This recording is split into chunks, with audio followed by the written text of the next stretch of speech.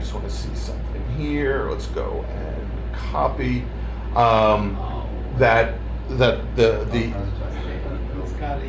He's got the Cobra's been towed, hasn't it? yeah.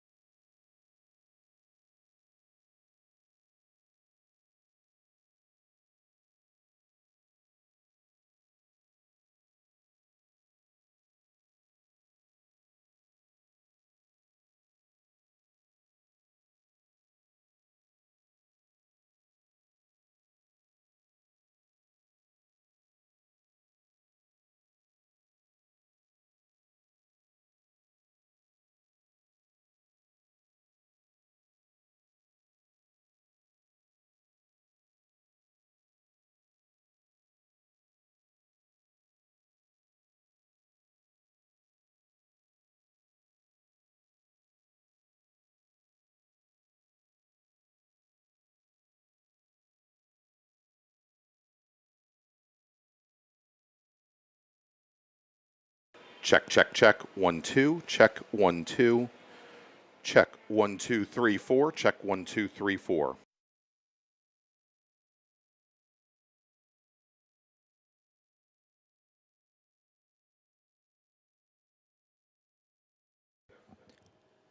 Check, check, 1, 2, 1, 2. Check, check, 1, 2, 1, 2.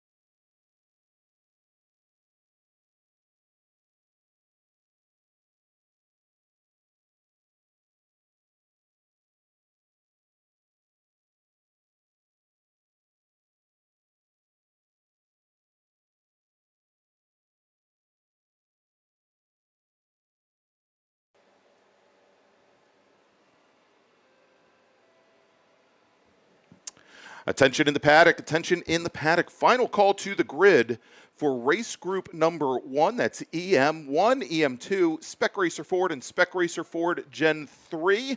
Your first race of the weekend is scheduled to start in just a few moments. Again, race group number 1, EM1, EM2, Spec Racer Ford, and Spec Racer Ford Gen 3. This is your final call to the grid.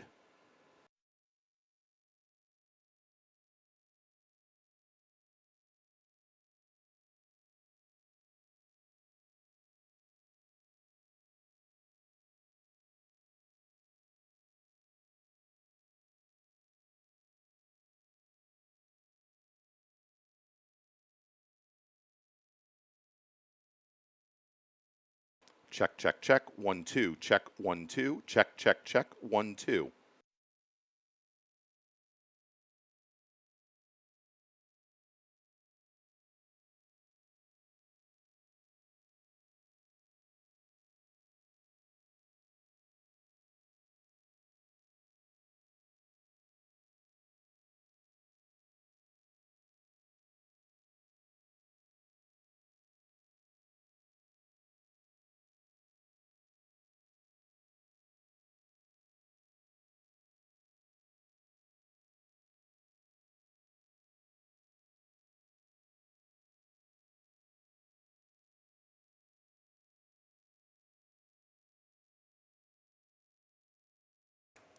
Good morning, everybody, and welcome to Summit Point Motorsports Park for the June edition of the MARRS series here at Summit Point.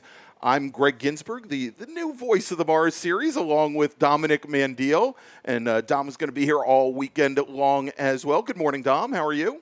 Good morning, Greg. I'm doing great. How are you? Very, very good. It is good to be home here at Summit Point Raceway. It's been other than coming up for to instruct at driver schools, it's been, I believe, 6 years since I've been behind the mic here, and things have changed quite a bit for the better here, I think. And we're going to be bringing you some great new technology, hopefully over the course of the season. But to start off with, it's great to be back. And so today here at Summit Point, let me also add that besides speaking to you all here at the track itself, we are going to be streaming live to YouTube. So for those of you, if you have family and friends, I believe we have sent out links to our drivers and entrants so that they can view and listen to the stream live. They don't have to go searching for any strange websites to hear streams or load any bizarre applications. They can go directly to YouTube and to the Washington, D.C. region SCCA YouTube channel.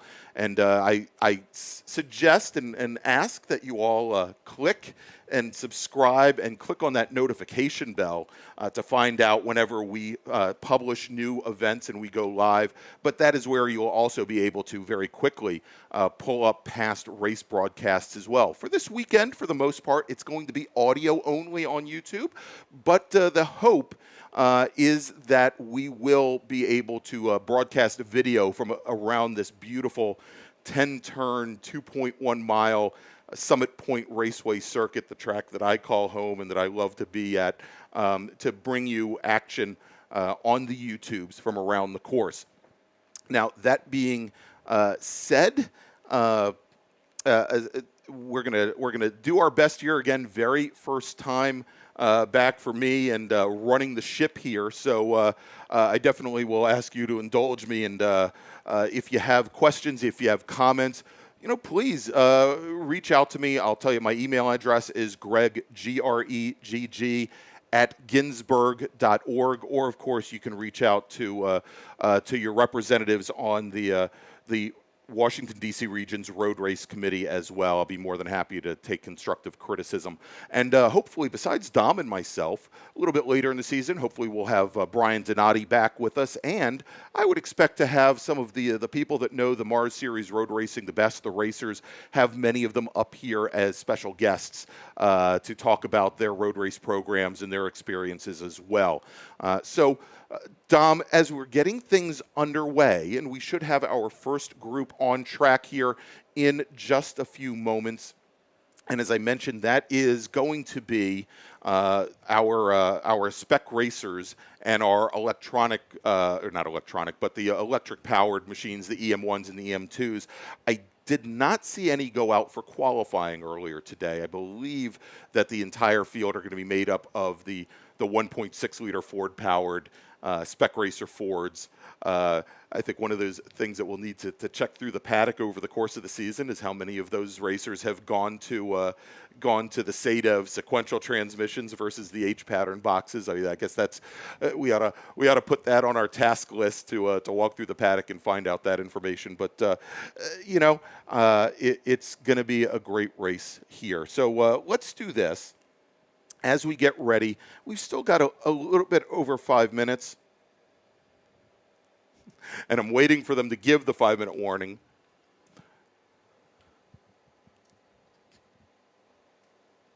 And they're doing a course check right now. And actually, I'm hearing, Dom, that this may be the first race and only race before lunch. We'll get some confirmation on that in just a moment. Again, I'm hearing things over the race net and trying to make heads or tails of them as we're getting ready to go. But tell me a little bit. I know it's been a little while since you've been up in the booth here. What are you looking forward to this weekend? So for this weekend here at Summit Point, as you mentioned, this is June MARRS, the sequel. The prequel if you may call it that, Yeah. was at the Lightning Challenge, which was at New Jersey Motorsports That's Park right.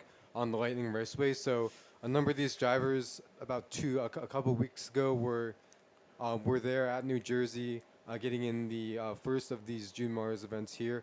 And so what I'm looking forward to seeing is if the drivers can draw off of a little bit of the track time that they had there, Right. as well as some of the competition. A lot of it is going to be similar to what they're going to see here at Summit Point, and just to get another weekend, because a number of these drivers were out here for our April MARRS event. Right. And while some of them are going to be out here for the first time this season, so they're going to be knocking a little bit of the rust off and trying to figure out where they're at this point. But as you mentioned, Greg, we have Spec Racer 4 Gen 3 as our first race today, and as we've come to see with this class, drafting being very important. Absolutely. And with with drivers of very high caliber, you can always count on exciting action and a lot of, I would say, unpredictability as far as Unpredictability, yes. as far as what's going to happen. Exactly. And you said it, draft is king with the Spec Racer Fords and with the very long 3/4 of a mile front straight here at Summit Point Raceway.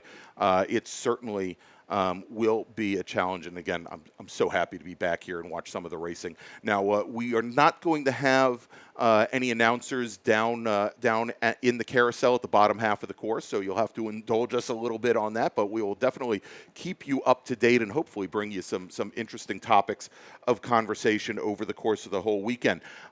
Likewise, and while we've got a tiny bit of time here and we get ready, and we'll roll into the national anthem when they give the 5-minute warning, wanted to, of course, mention the 3 great sponsors of the Washington, D.C. region and also the Mid-Atlantic Road Racing Series, OG Racing, who has been a very long time partner of the region, as has Radial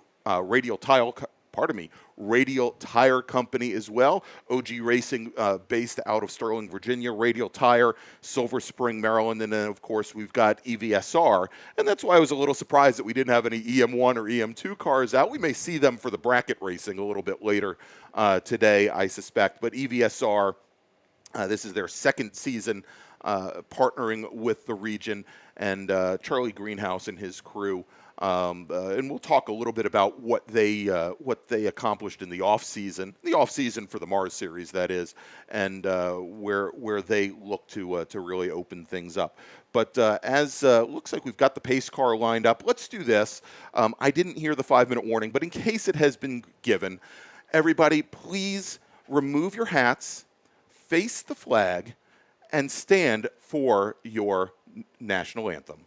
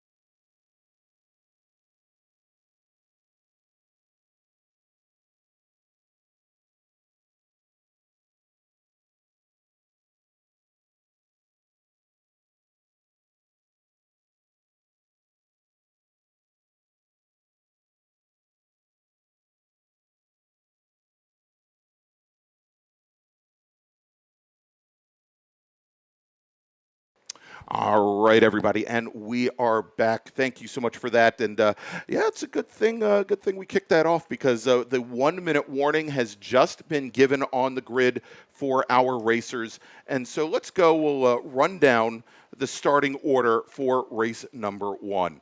Starting 12th today, out of Vienna, Virginia, representing Hagerman Race Engineering, it's John Hall. Starting 11th today in the number 7 machine, representing alltackle.com from Annapolis, Maryland, it's Keith Frazier. Starting 10th, driving the number 51 car from Frederick, Maryland, it's Eric Prepsius, and also I might add, if I totally torture people's names here this weekend, please let me know, and I will be more than happy to correct it going forward. Starting ninth today, driving the number 35 machine from Shepherdstown, West Virginia, we've got Jeff Wilson. Starting eighth, driving the number 31 car from Millersville, Maryland, representing Doggone Racing, Bruce Kreminga. Starting seventh today, and really great to see him behind the wheel. He's been doing so much stewarding over the past couple of years, and I believe has done a number of international events as well. Certainly was working as race director for the Hoosier Racing Tire Super Tour for a number of years. Starting seventh today, driving the number 4 machine from Bluemont, Virginia, it's Steve Pence.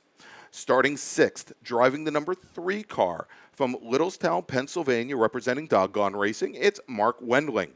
Starting fifth today, driving the number 27 machine from Delmont, Pennsylvania, representing the Steel Cities region, it's John Ryan. Starting on the outside of row number 2 today, driving the number 30 Spec Racer Ford Gen 3, representing Windsor Customs from Boyds, Maryland, it's Sam Schechter. Starting third on the inside of row number 2, driving the number 81 Hagerman Race Engineering machine from Gibson Island, Maryland, it's Stephen Shue. And your front row today in Spec Racer Ford Gen 3, driving the number 21 Cates Engineering machine out of Gainesville, Virginia, Brian Cates. And your pole sitter, Dom, driving the number 11 machine from Staunton, Virginia, with a pole setting time of 1 minute, 20 seconds, .949. That was only 0.03 of a second up on his row mate there, Mr. Cates.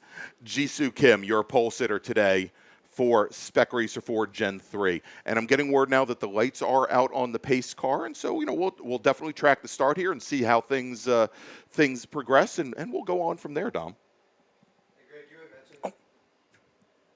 Thank you, Greg.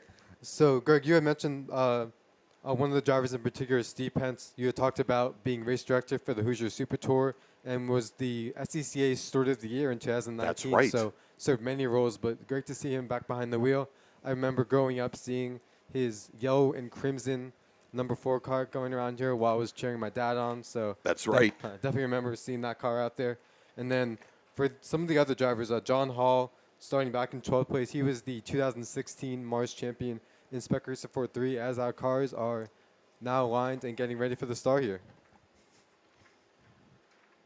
And they get the green flag, and Brian Cates has the early lead, and Sam Schechter looks like he's going to try to follow right behind. And that kind of leaves Jisoo Kim hung out to dry there. It's now Steve Shue, and that's the 81 car, looks to the inside as well, as everyone's heading down into turn number 1. Clean and green thus far, as a few rows back, they're trying to get sorted out there, Greg. Yeah, and it looked like Kim just did not get a good start there. He dropped almost immediately. I don't know. He may be one of those drivers without a sequential transmission there, because it looked like either he missed a shift, but he fell all the way back. That white number 11 car now sitting in third, and a fairly distant third as they round turn 3 and head down to the bottom of the course. But almost immediately, that whole inside row just dropped back, and it didn't look like Cates or Shue got that great of a start. I mean, it just looks like they got on it, and the entire inside didn't.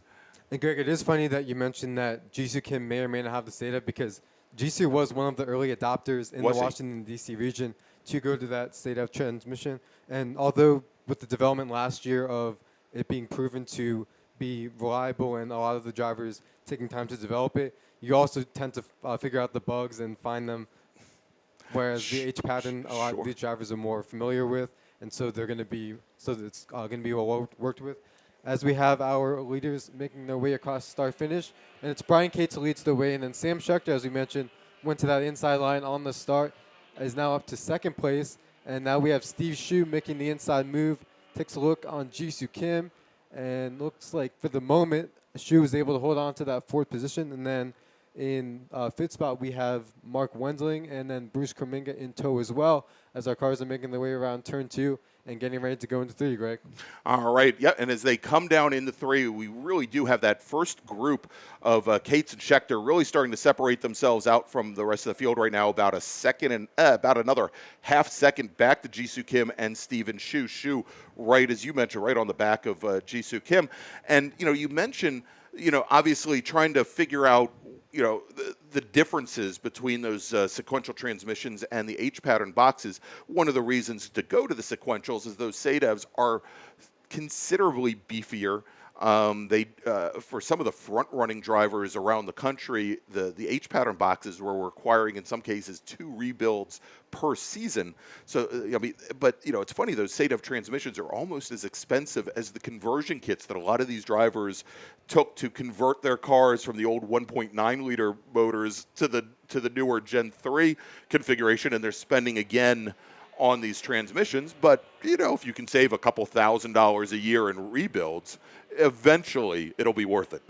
For the Spec Racer class specifically, whereas there was a case of these drivers when they were doing the Renault to Ford conversion where you had mixed fields, at a lot of events this year, there's going to be mixed with the H-pattern boxes as well as the SADEVs. As we look back to our on-track action, Brian Cates leads by about 3 car lengths over Sam Schechter, who's now under challenge from Steve Shu, and that's going to put Jisoo Kim back to 4th place. Those 4 have distanced themselves greatly from our 5th place runner, who's Mark Wendling, who has Bruce Kuminga right in tow.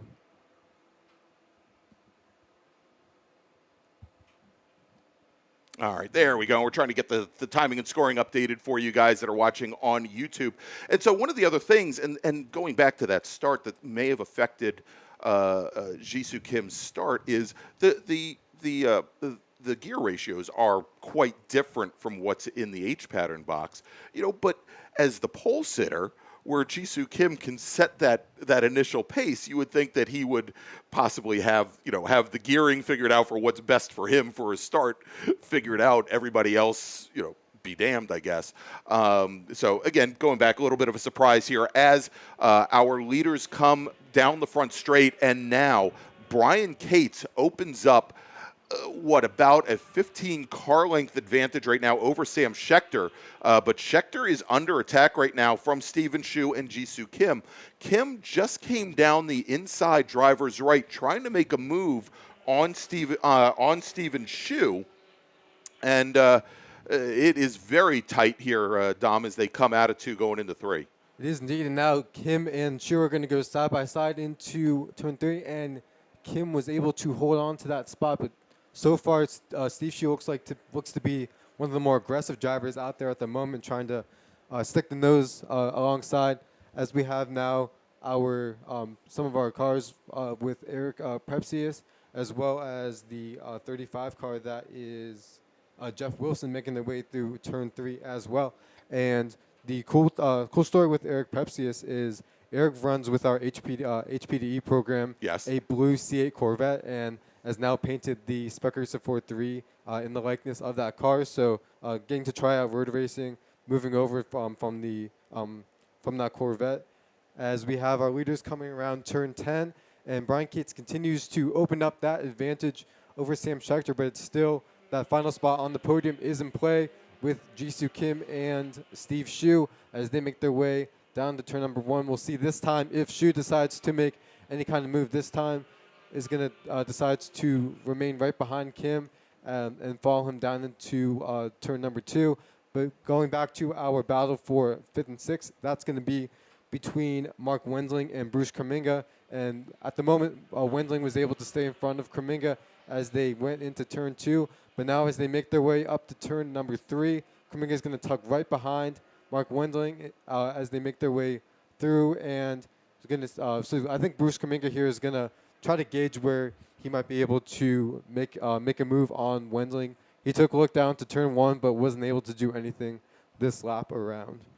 All right, so and I apologize. I know we've got on our live stream, we've got the live timing and scoring. I've just found, and again, knocking the bugs out, that the live timing and scoring isn't updating automatically. So I will update that periodically on the screen to make sure you have what's going on. Now, this is a 15-lap feature race. I think I said earlier before that it was a 12-lap race. That is not the case. Actually, I take it back. This is actually going to be a 20-lap race, not a 15-lap race. So we'll see how this plays out. And I don't know why they said 12 minutes or 20 laps, but we'll try and figure that out as we go through. Because again, this is my first time at it. What I'm going to do, I'm going to make a first call to the grid. Or did you find out, are we having just a single race this morning? So, okay. So I'm not going to call anybody to the grid because this is our sole race before lunch. So there we go. Now you all know. So Group 2, you will be our first group after lunch. All right, so let's take a look here. And a little bit further back in the pack here. And great little battle going on right now, and it's not that far back in the pack, but it's J. Mark Wendling in the number 3 car, Bruce Kreminga in the 31 car, and I think John Ryan, who just lost a couple of spots back in the 27 car. A good little battle, but quite a distance off from those top 4 cars at this point. Absolutely, and I mentioned earlier on that Steve Shue has been the one to make the moves, at least in the few opening laps here. And Steve Shue was the 2013 MARRS champion in Spec Racer for the Generation 2 configuration, so a longevity experience being put to use as he continues to run here in Gen 3. Sure, and and obviously there are certain things that have changed as the drivers moved from those Gen 2 cars with those iron block Fords sitting in the back, the 1.9 liter cars, to the much lighter, much more powerful 1.6 liter motors. The handling has changed considerably. We've got a battle right now for second place, and this is Sam Schechter and Jisoo Kim as were side by side going down into turn 1. Again, quite a distance back from our leader, and then sitting right back behind them was the number 81 of Shue. Steve Shue has a front row seat for this second place battle as he's going to try to go up alongside Schechter. And one of the cool things about the car that Sam Schechter is driving is this car was featured in the Festival of Speed and Style that the Washington, D.C. region participated in this year in Alexandria, Virginia. Oh, very excellent. Yep, and that was to basically be able to not only show off some of the cool race cars that members of the Washington, D.C. region compete in, but also to be able to promote Washington, D.C. region programs and also have representatives from some of the different prep shops as well as some of the members of our board and answer questions that people might have and allow them the opportunity to have some of those questions answered. Oh, that's great. I mean, years ago, we used to have a very large contingent of members bring their cars out for the Washington Auto Show down at the Washington Convention Center. We had some ins there that allowed us to do that, and of course, it was a great way to do recruitment for the club. As we've got that battle right now, the 3-car battle for second between Kim, who was our pole sitter today, Schechter and Shue, as they went almost three wide down into turn number 1. And as they come out, Dom, again, as they continue to fight, of course, this is allowing Brian Cates now to open up over a 3-second advantage over the rest of the field there. But, I mean, it is turning out to be a great battle right now for second. We had Kim, Shue, and Schechter go running line astern as they went up in turn number 3. And the advantage that this gives Steve Shue, being the car that's falling behind those second and third at the moment, is that he can kind of gauge what they're doing, and perhaps even if they have a moment of indiscretion, the two in front can take advantage of that moment and be able to capitalize. And getting word that Stephen Shue, as we were watching that battle head down the hill, he did go off track. It sounds like there might have been some contact down at turn 5 between Shue and Schechter. So we'll definitely be watching this. And if we take a look now, you'll see that the 81 car is now quite a distance, almost 30 car lengths back from what was a 3-car battle for second, now a 2-car battle for second between Kim and Schechter. Now, a little bit further back in the pack, we are continuing to watch this battle in the battle for 5th between Mark Wendling and Bruce Kreminga.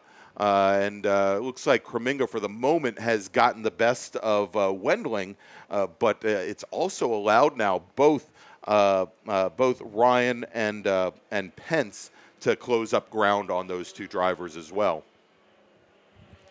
Yeah, for the past 2 laps, it looks like Bruce Kreminga's been going down into turn number 1, side by side with Wendling, and that's, as you mentioned, allowed both Pence and I believe it was on the last. It was Steve Pence as well as John Ryan to come into play there. So both of those drivers getting the advantage when you have 2 cars battling in front of you. It opens up the door for more cars to be to join the party. And you were talking about that the Spec Racer Ford that now matches his C8 Corvette, Eric Prespis.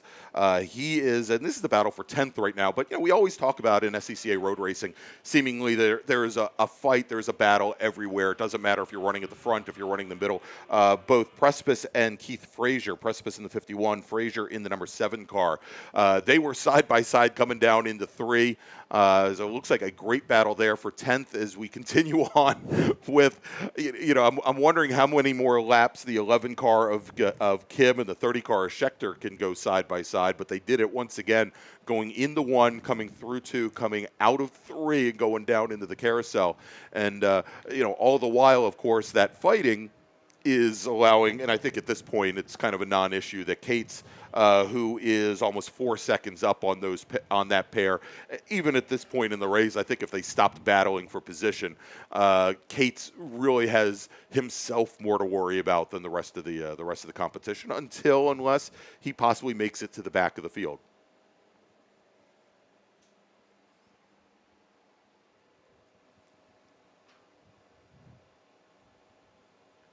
And we have Kim and Schechter coming out of turn 10, and this time through, Schechter gets a great run off of 10 and will, just for a moment, looks to the inside as they cross the stripe. And now Schechter and Kim are going to go side by side. Looks like Kim just has a little bit more momentum as they go into turn 1. It's going to be a breaking battle to see who can go a little bit deeper, and Kim holds on to the spot for now. But Schechter definitely had his steam coming out of turn 10 and was able to get up alongside. And as they come out of turn 2, it's still going to be Kim in front of Schechter, but only about a car length, as we're going to look back now to Steve Shu, who looks to, for a moment, look to be off the pace, but looks like he has it all collected up. And then Kreminga and Wendling making their way up to turn 3. About a car length separates them as they make their way into turn 3 as well.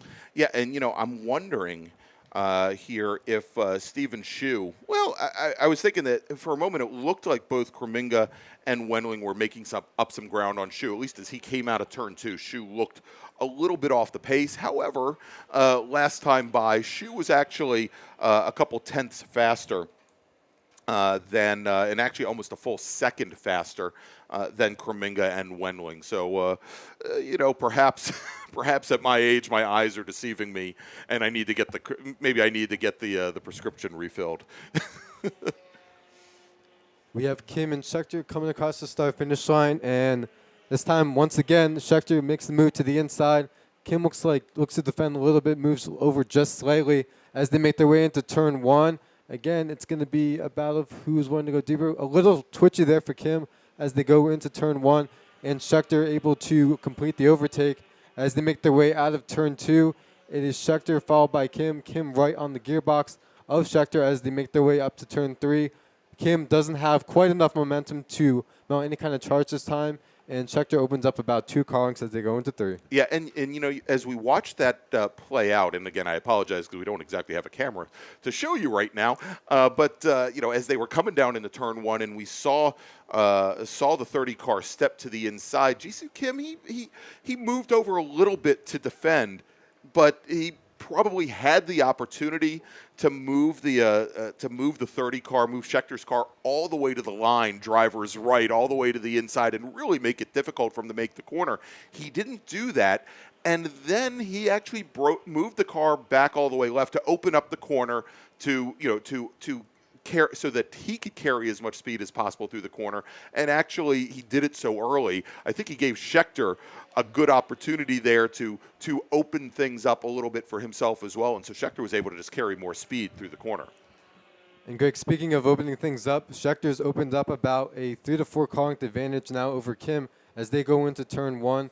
And with the drop, we'll see if Kim's able to close that up a little bit. We know that Jisoo Kim generally is pretty good on the brakes. They're making their way out of turn 2 as we turn our attention to Bruce Kuminga and Mark Wendling going into turn 1.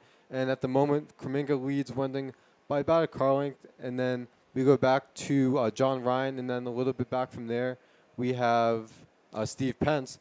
As those 4 cars make their way out of turn 2, it is Kuminga followed by Wendling, who's right in his tire tracks as they make their way up to turn 3, with Steve Pence now about 5 car lengths back from there. During lunch, we might want to double check. This is not quite optimized. Kathleen just called me. She said there's feedback and stuff. And I mean, it's the very first session we used it. So if you have a chance, you might go do the thing with the radios and somebody go down there. Yeah, we can do that. In the meantime, you might just crank it down a little bit so that even though it's not really clear, it won't be as Well, it might just be a question, depending on what it sounds like, and I may have him go, and I'll go and listen. It most likely is we may have the game set up in the off here, so we'll go and get that squared away. Okay. I just wanted to make sure when we did the national anthem, was it blasting everything out? Or Chris Curran just said to me, we think we were supposed to hear music. We were all ready, but we're not sure we heard it. okay, We got some other I need to. Yep. The very first session is understandable.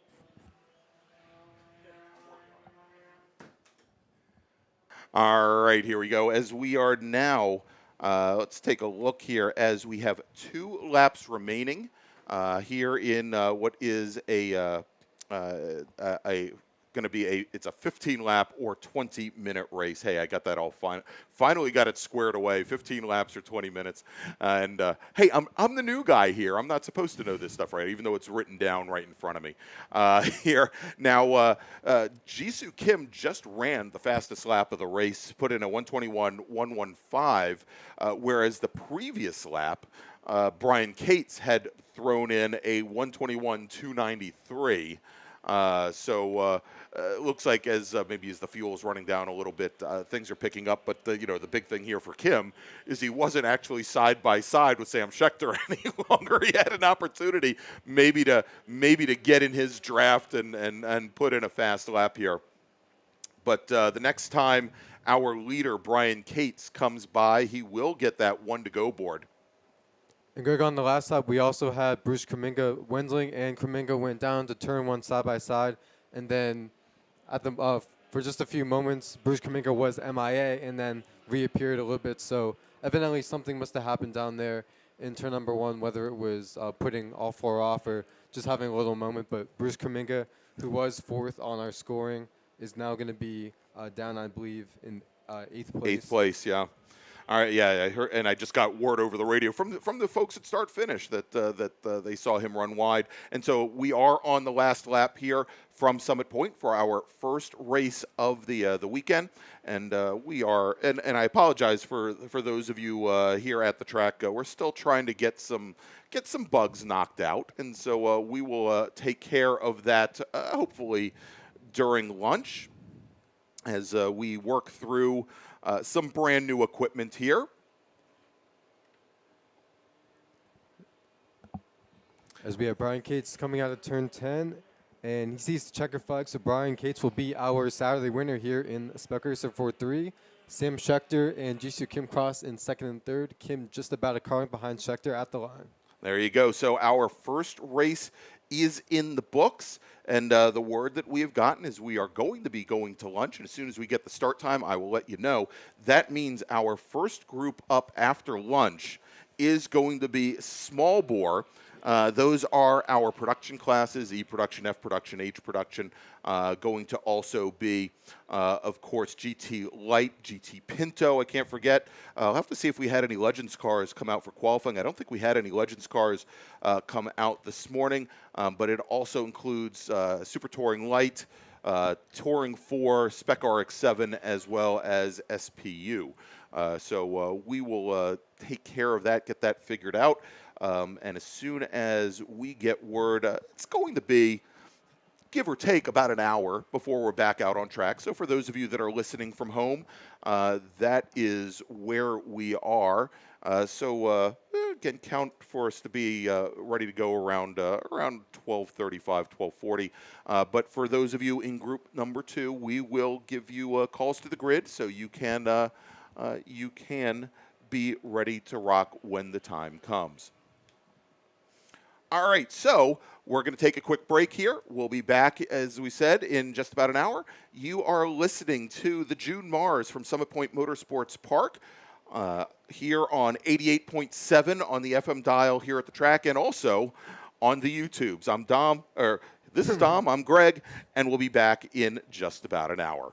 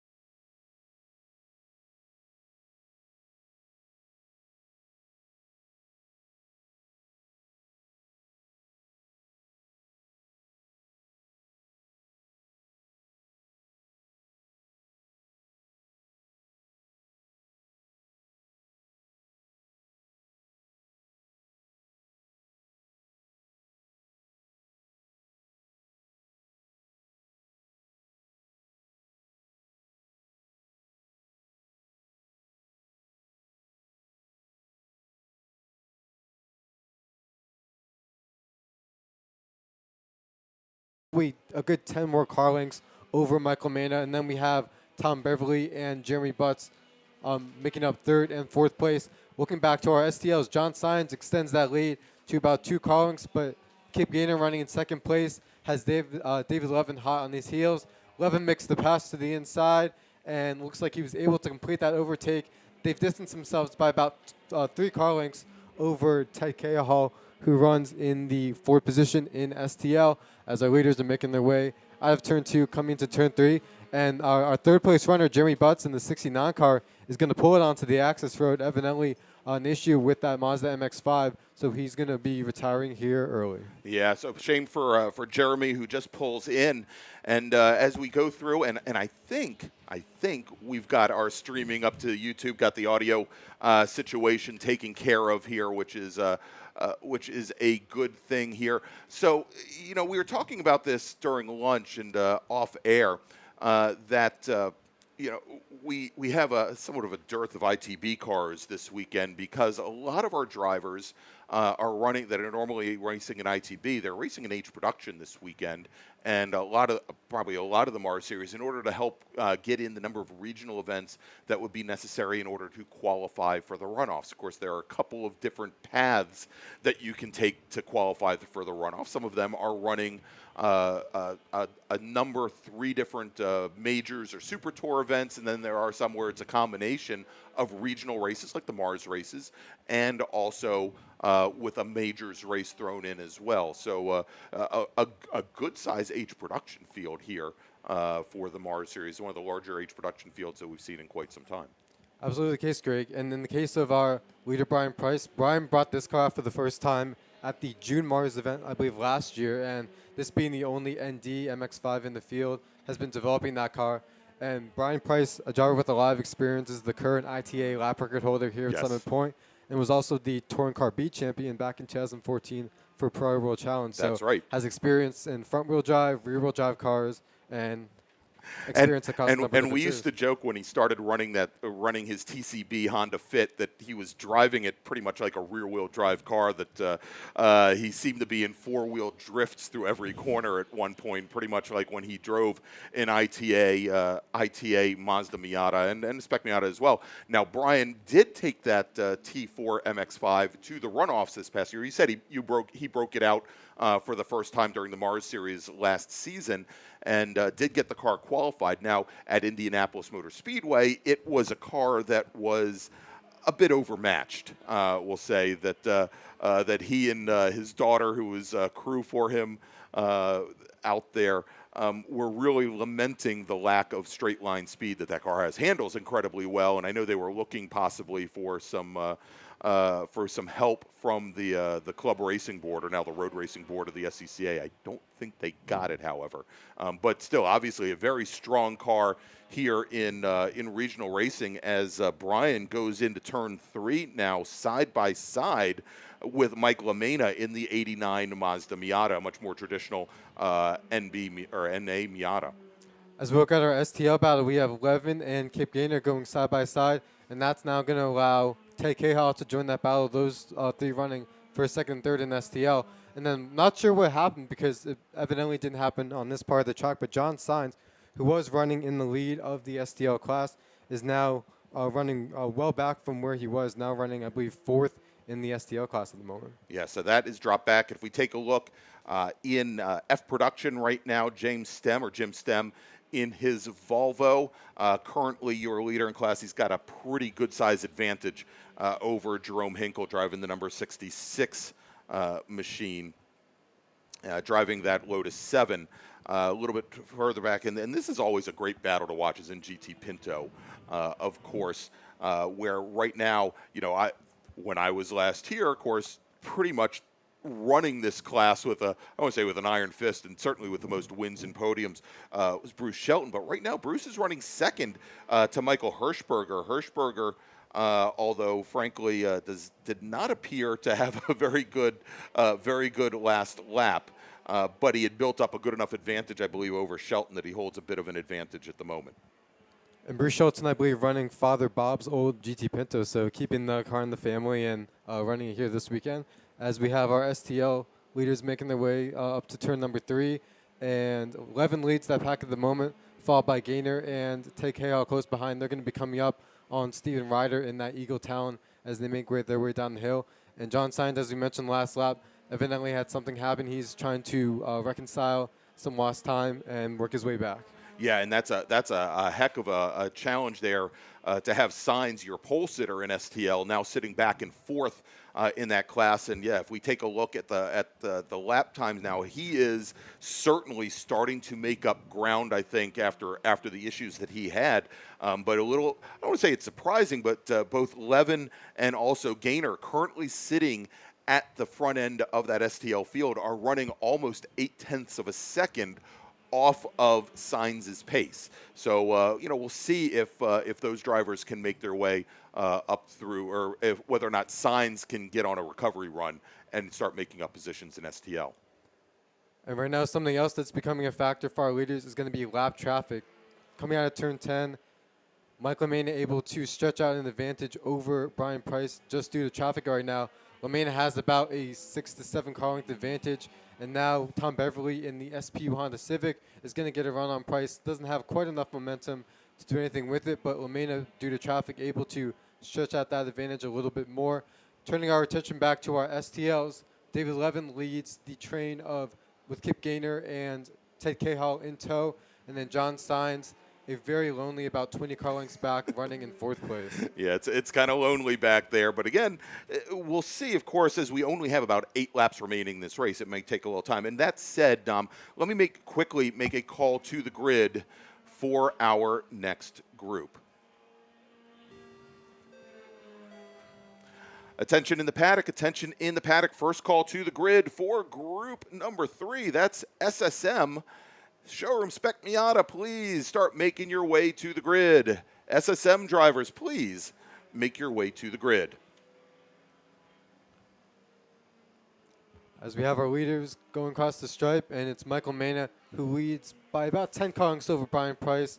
And then we go back to Tom Beverly running in 3rd place.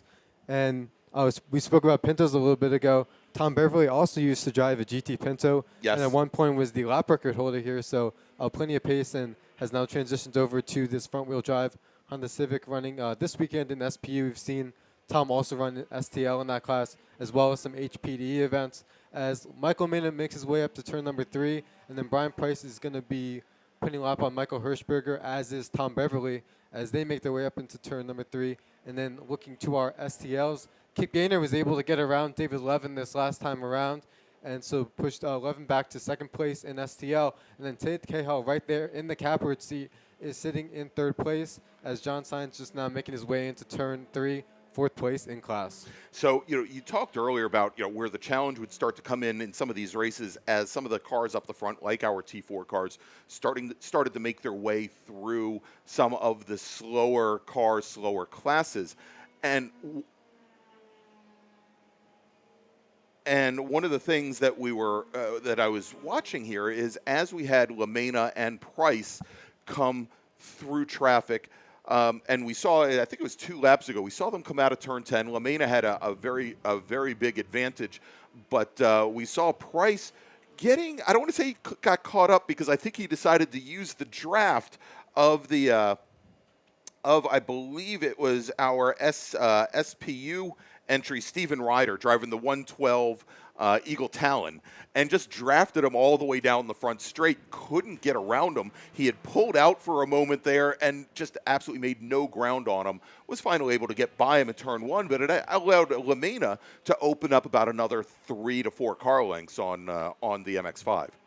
And in a field like this, where you have mixed class racing, especially if you're running in the lead, you definitely take advantage of anywhere you might be able to stretch out, because just due to the nature of these cars and of this track, there's certain places where it's a lot easier to overtake. For example, the front straightaway. But once you get down to 5 and down into the carousel and the S's, that overtaking becomes a lot more difficult to do, and you're really having to rely on the blue flags in order to the drivers in front to know to yield to the battle that's coming up. Exactly. Now, I've just gotten word from down in the carousel that Michael Hirschberger, in that beautiful red and white GT Pinto, well, you laugh, but it's the Starsky and Hutch Starsky and Hutch paint job. Unfortunately, that paint job can't get you to the checkered flag, and Hirschberger is going to be waiting for a flat toe down at the end of the session. Now, as we continue to watch this battle in T4, up at the front of the field, I've been watching here as Tom Beverly, who is, I believe, our sole SPU driver here this weekend, and Beverly driving that bright green Honda Civic out of Boyd's, Maryland. He has been keeping a fairly consistent gap back to Brian Price, and he's most likely just kind of on the edges of the draft there, and able to keep with him. But but again, he's certainly not getting into a battle at this point. He's not in a position to impact Price's ability to get closer to Michael Lamena. But we'll see how that plays out. At some point, Beverly, even though he's the only SPU car, may feel that he has to make the move. Great battle going on in STL, though, Dom, here as we saw him coming through turn 3.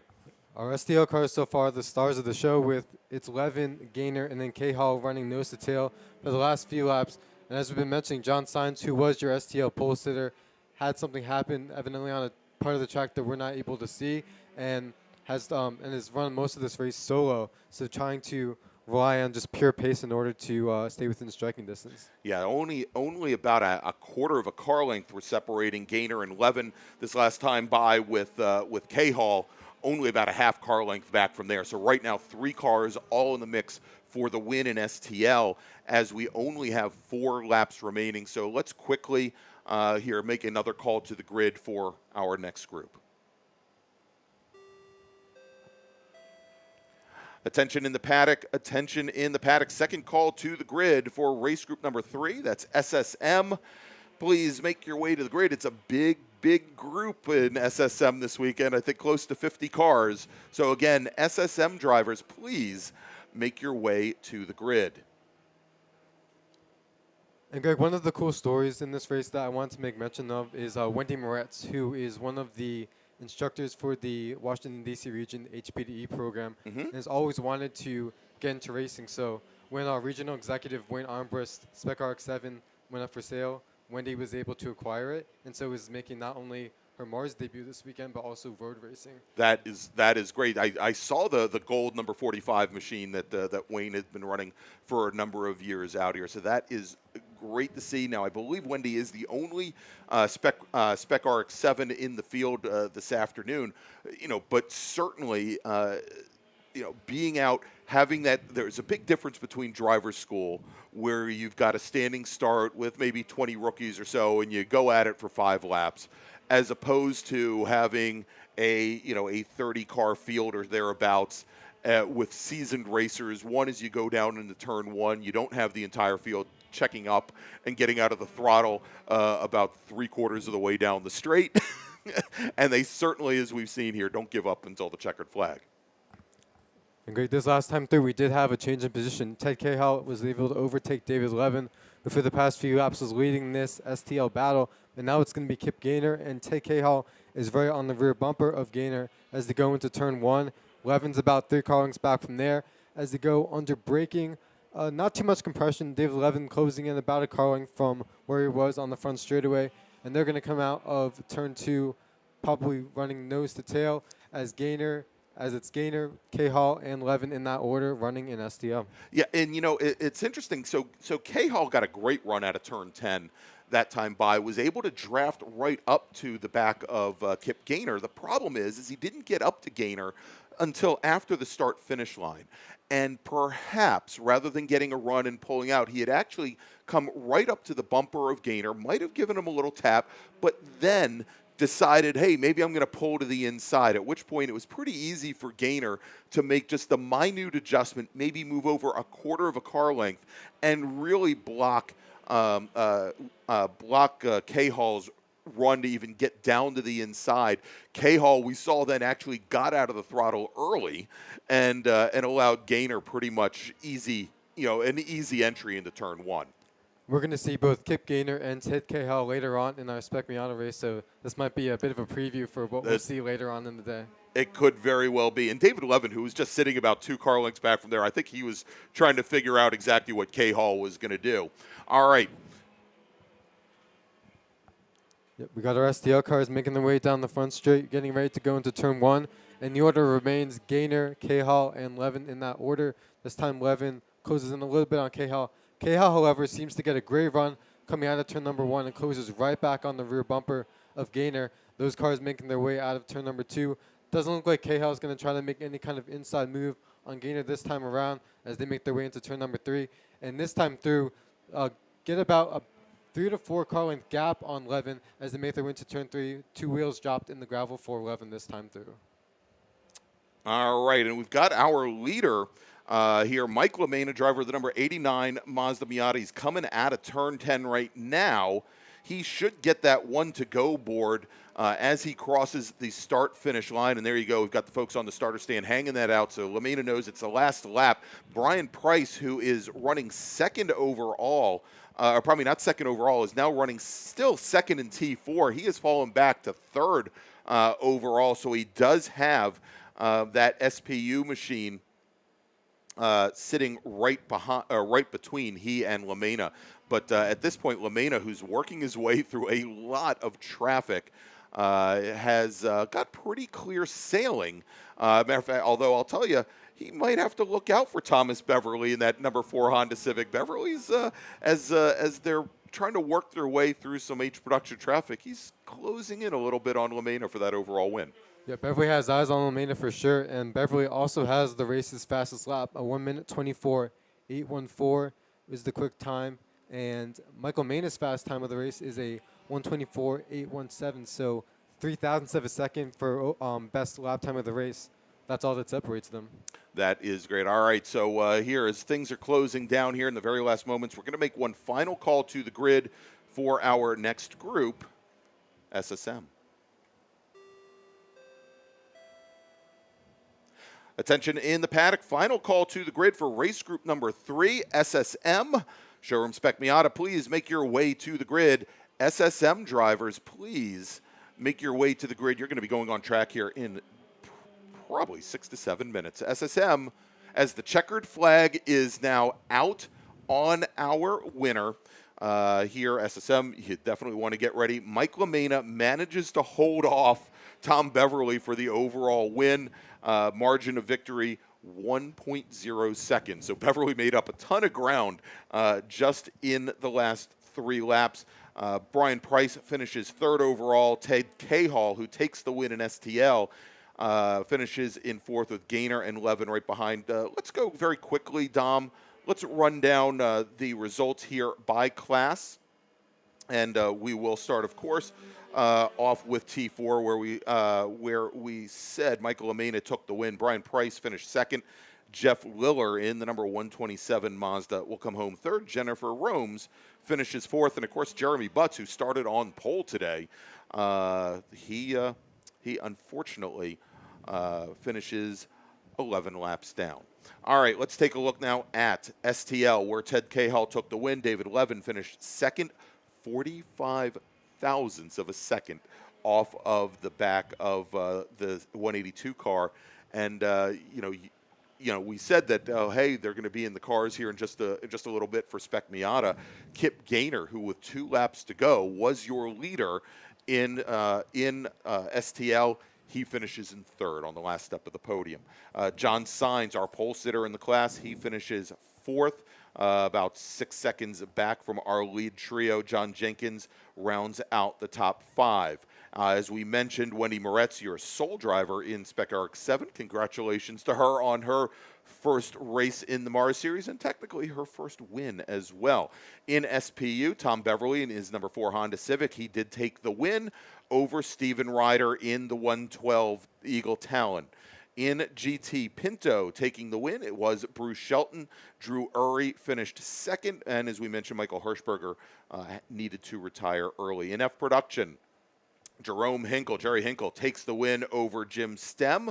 In H Production, Chuck Allard by 1 second over Lawrence Freyson. Carlos Schooler finishes third. Carolyn Bayer-Broering finishes in fourth, and it looks like Ryan McBain in the 128 machine did have some issues with his car. He finishes 7 laps down, and I believe that concludes our entire field there. So let's do this. Let's take a break for a couple minutes, and when we come back, Dom, and we're going to have to get ready to roll, and I'm pointing at if I could point at myself, I'm doing that right now. We're going to have to be ready to go much earlier for our next group because we've got a very big grid to run down. We'll be back here in just a few moments from Summit Point Raceway for the June MARRS on 88.7 on the FM dial here at the track, on the YouTube's channel, on at the Washington, D.C. region SCCA YouTube channel, and of course, here at the track, as we mentioned. We'll be back in just a few moments.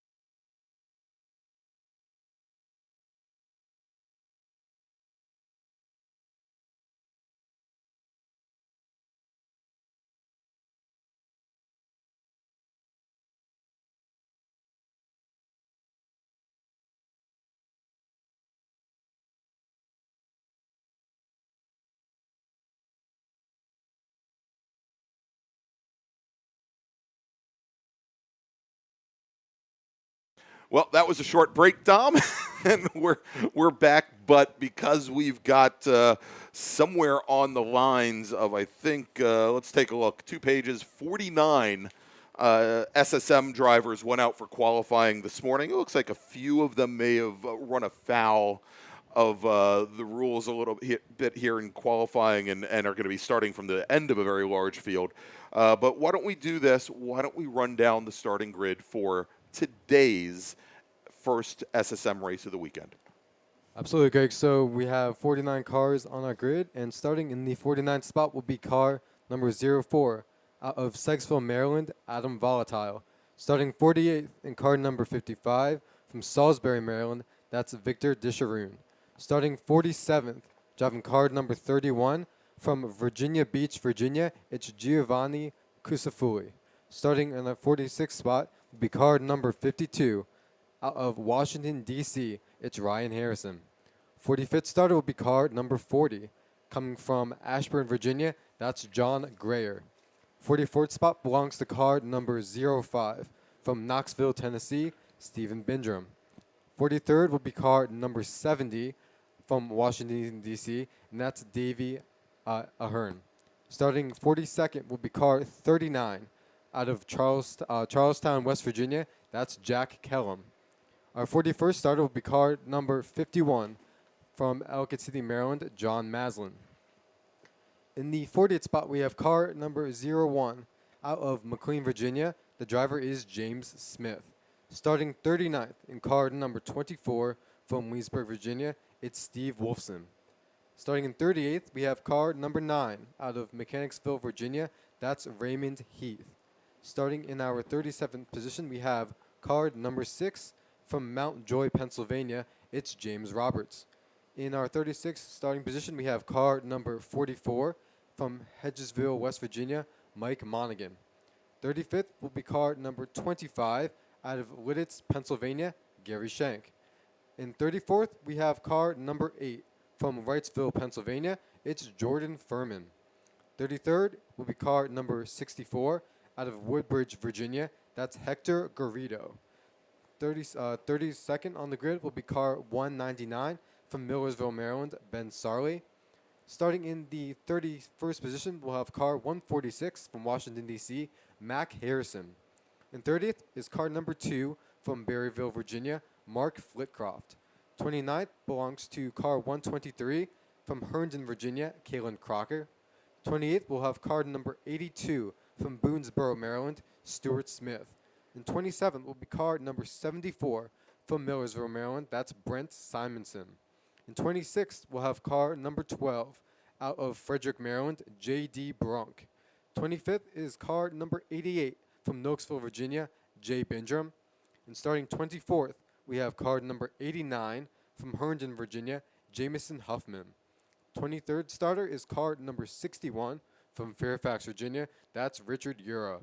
22nd will be car number 99 from Potomac, Maryland, Peter Kaufman. Starting 21st, we have car 65 out of Fairfax, Virginia, Brooks Hunt. Starting 20th, driving car number 56, hailing from Towson, Maryland, Jeff Horowitz. 19th, we have car 14 from Winchester, Virginia, Andy O'Brien. In 18th, we have car 113 coming at us from Birdsboro, Pennsylvania, John Moyer. Gridded 17th, driving car number 91 out of Midlothian, Virginia, it's Scott Kreistek.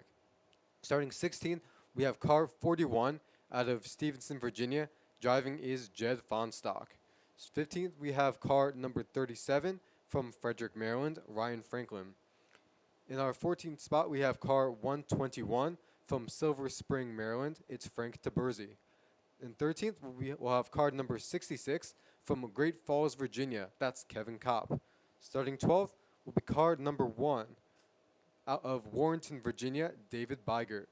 In 11th, we'll have car number 75 from Bristow, Virginia. That's Deacon Greenfield. And starting 10th will be car number 32 out of Baltimore, Maryland. That is Scott O'Rourke. Starting in our 9th spot, we'll have car number 7 from Frederick, Maryland. Driving is Scott Brunk.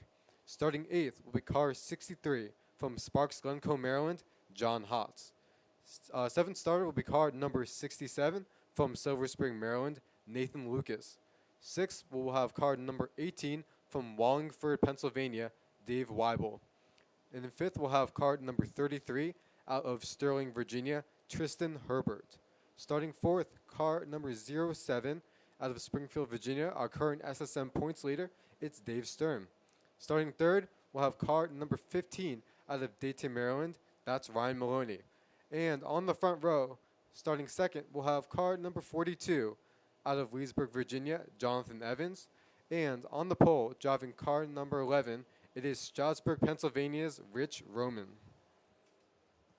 All right, go take a drink, take a break, take some rest after getting all those cars. So we've got our drivers still leaving the grid. We've got about half of this now 49 car field heading out on track. We will be giving these drivers 2 pace laps in order to get everything squared away. I mean, we're right at about the limits of what the SCCA will allow as far as track density goes with this 50-car field. Now, a couple of quick notes as we have these drivers heading out. Of course, you ran down. We've got the father-son duo now of the Brunks. We've got J.D. Brunk. We've got his father, Scott Brunk. Scott started racing before I even got into racing, so in the late 90s is when he started, and and I saw J.D. grow up from about a foot tall or so at most, and he is now behind the wheel. It's great to see. Brent Simonson driving the number 74 machine. Of course, he has run in a number of different classes over the years. I used to race with him in ITA, where he had been racing a 1.6 and then I think a 1.8 Miata for a considerable amount of time. Maybe we'll see him out a little bit later today in ITA. I didn't see whether or not he had gone out for qualifying earlier, but he has spent the past number of years running in Touring 4 in a Mazda RX-8, where he has done quite well. Finished in the top 10 at the runoffs at Virginia International Raceway back in 2019. Did quite well at Indianapolis Motor Speedway last year as well. So it was a bit of a surprise for me to see him in SSM, but I guess it's another way of racing and a way of racing, relying on the draft that he has not had to do here for a number of years. Also, of course, and the two people that I'll be cheering for, maybe just a little bit, we've got Deacon Greenfield running 11th, who is on his rookie permit and was one of my students at driver's school this spring. Did quite well in his initial race here back in late March. Also, Jamison Huffman in the field. Jamison running the number 89 machine. Of course, his dad, Justin, we've known has been racing in FE2, Formula Enterprises 2, for a number of years. Just raced, I guess it was 2 weekends ago, at Watkins Glen for the Super Tour. Yep. And to add on to Deacon Greenfield and Jamison Huffman, as you mentioned, Deacon had a very strong showing in the April MARRS, which was his MARRS debut. Right. Was the highest placed rookie at the conclusion of that weekend in both the Saturday and the Sunday race. And then in the case of Jamison Huffman, was the hard charger for the Sunday race, advancing 11 positions from his starting spot. So very nicely done for two drivers who still are on their rookie stripes, trying to gain some more experience. All right. We're going to have to see. There is a car. Okay, and the car actually continued now at the tail end of the field. I'm going to try and get the number, but we had one driver who had issues. It is the 113 machine, had some issues coming out of turn 10 and was driver's right for about 15 seconds. That's John Moyer, who was scheduled to start 18th today. He now is going to start tail end Charlie. Of course, you cannot get your position. No offense to the Zollner brothers, you can't make up your positions on the pace lap. There was no I was 18th video coming out of this session here this weekend. Now, as far as Jamison and Huffman goes, as you mentioned, he had pretty much the hard charger in SSM, and was highlighted in another video produced by one of our SSM drivers, primarily bouncing through the air and through the grass. But Jamison took the car out for testing yesterday. He did have some problems with a leaky front brake caliper. The piston was leaking fluid, I'm sure, at this point, because he does get a lot of support from the folks over at RP Racing that he may have. I would hope that has been taken care of. And the fact that he qualified, fairly well here this weekend, I think shows, and again, pretty much right in the center of that 50-car field at 24th, shows that the braking didn't cause too many issues for him. And Greg, another driver in this field I'm going to be looking at the progress of will be our 13 star. That's going to be Kevin Kopp. Now, Kevin has driven a number of different classes here at some point in an SCCA, and even for a brief time was running in the in that 2000 car. The Pro Series, so was getting some open wheel experience as well. So starting to 13th, we'll see what they can do as we have our field in alignment coming down slowly down the front straight, waiting for the green flag. All right, so pace car is on the pit lane, and there you go. Green flag is in the air. We've got the 42 car of John Evans. Eases out to an early lead going down the front straight, but he is driver's left. Your pole sitter, Rich Roman, coming off a B-Spec win at Watkins Glen, and actually it was last week, I believe, at Watkins Glen. He, of course, back in the SSM machine. He, with inside position going into turn 1, was able to nose ahead of Evans for a moment, but for the most part, most of our drivers through turn 1 successfully, still side by side up and down the field. And for our front two of Roman and Evans, they're going to go side by side into turn 3, as are Ryan Maloney and Dave Stern. And then we have everyone running pretty much pretty much nose to tail. A little bit of dust kicked up coming into turn number 3. Looks like everyone was able to keep going. All right, so as the field runs down, so you mentioned Kevin Kopp, and there are a number of folks that have been over the past number of years in SSM. We have the traditional teams like RP Motorsports. We've got obviously Windsor Customs. Under the Kopp Motorsports banner, we've had a number of drivers altogether. Obviously, Kevin Kopp, Tristan Herbert running with that group. Of course, Tristan has his own pro motorsports history like Kevin. Quite an amount of time spent in what is now SRO, but was previously Pirelli World Challenge, and has been running in Michelin Pilot Cup with the new German performance TCR Audi for the past couple of years. In addition to that, in the field, we've got Jed Fonstock in the number 41 machine, who drives and stays with that crowd, as well as Jonathan Evans, who started off on the front row today. As we do have Roman and Evans going side by side into turn 1. And Dave Stern right there in third place looks like at the moment he's going to be choosing Rich Roman to be his drafting partner, as I believe John Evans was able to complete the overtake and take the overall lead as our field comes out of turn number 2.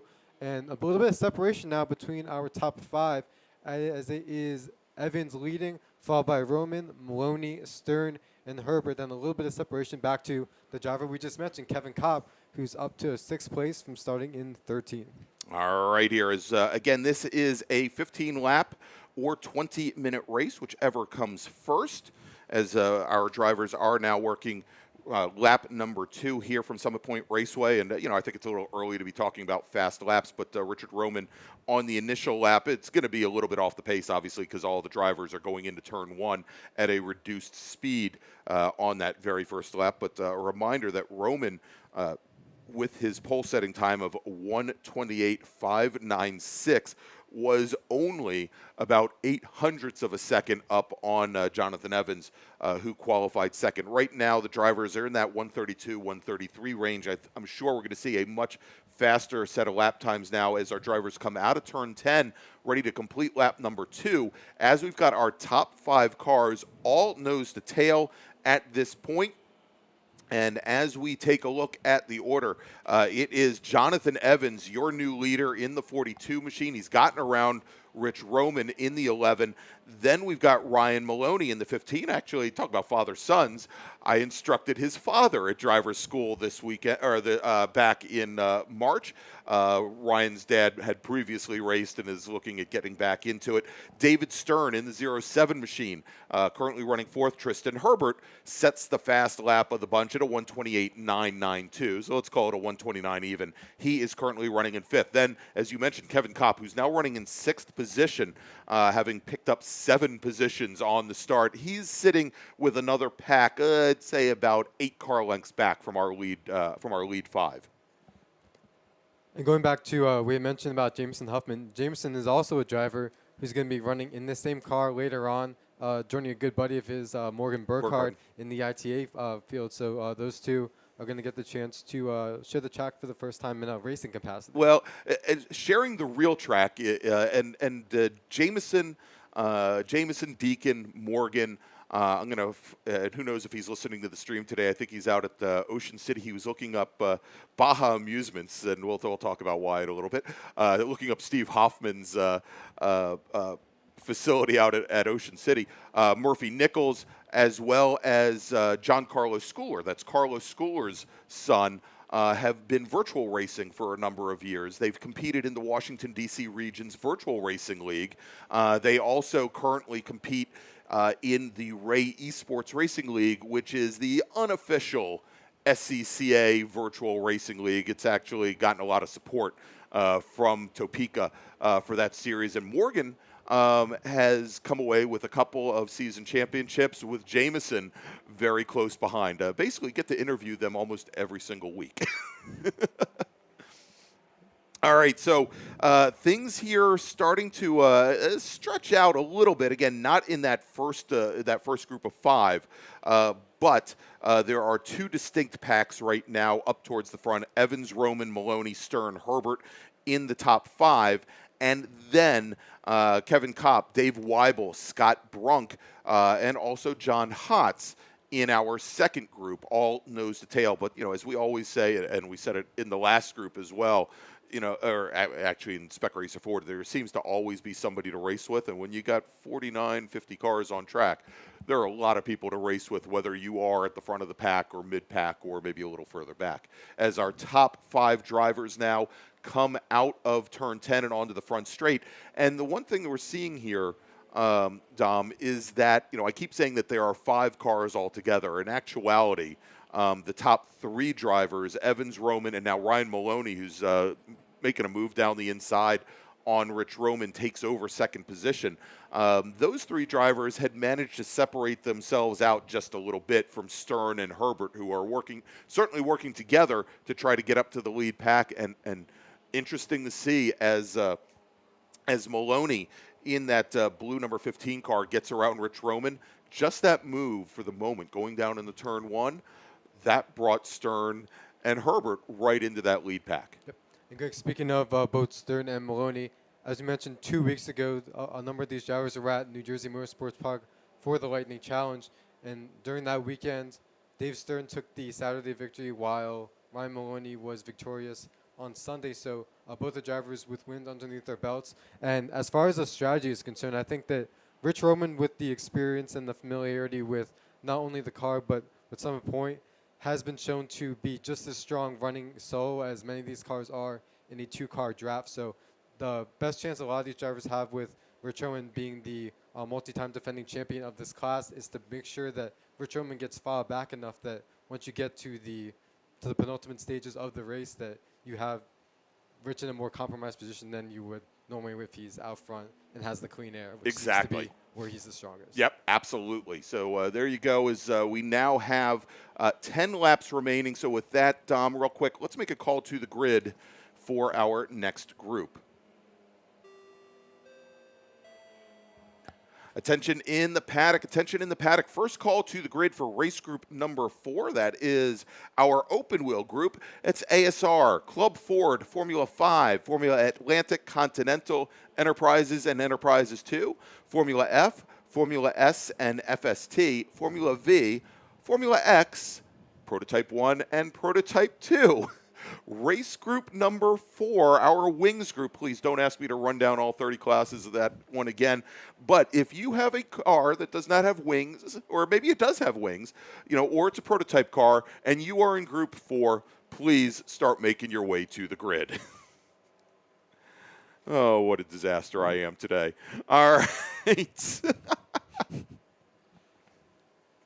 Baby steps, baby steps. All right, so Rich Roman now down to a 128.716, so just about a tenth, about 11 hundredths off of his pole setting time today. As the field now starting to get stretched out a little bit, but here's maybe a bit of a surprise, Dom. That 5-car battle up at the front of the field, it's now a 4-car battle. Absolutely. This top 4 was able to drop Tristan Herbert from that lead draft, so now Tristan's sitting about 10 car lengths back. And Greg, you'd also mentioned that Rich Roman, of course, now running in B-Spec and had taken a win at Watkins Glen. Here at the Summit Point Majors event, we had Rich Roman had a weekend-long battle with Steve Introne. That's right. Out of the New England region, who's also running the red Mini. Yeah, also running in the Mini Cooper. And I believe that Rich Roman broke the B-Spec record, and then Steve Introne took it back the on next the Sunday. day. So yes, officially, Steve Introne is the Summit Point B-Spec lap record holder. But those two working together, and over the past few years in the B-Spec class, we've seen that the minis have really come, especially at Indianapolis. They were really at the forefront of the lead battles. That's right. So that really seems to be the machine of choice. It's the one to have, and apparently, there was a little bit of weight in national racing put on those cars after Indianapolis. It hasn't really slowed them down all that much. And I think you see that quite a bit. And obviously it doesn't apply to SSM, where this is, obviously much more spec than you find in Spec Miata, for example, all in NA 1.6 liter Miatas, all within a very limited power range as they get dynoed and they get equipment sealed. But in national racing and even the regional classes like IT, a lot of times throwing weight at a car, it may impact the ability to brake at the end of a straightaway. It may impact some initial digging out of a corner, but in the long run, not the biggest. Especially when they're only putting 50 or 75 pounds on a car, not the biggest impact that you're going to see over the long course of a race.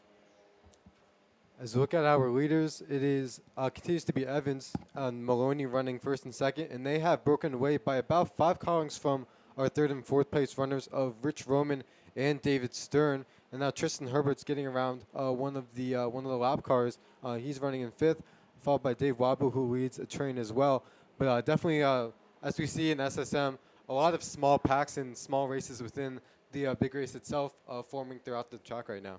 We talked about this during the last race, obviously, as we saw the T4 fairly early on, where the T4 cars started to make their way through the tail end of the small bore class or small bore race. But here in SSM, where these cars are all very closely matched, our lead cars, they're coming up on the tail end of the field, a lot of it because of just simply the density on track and the fact that we've got 50 cars over 2 miles.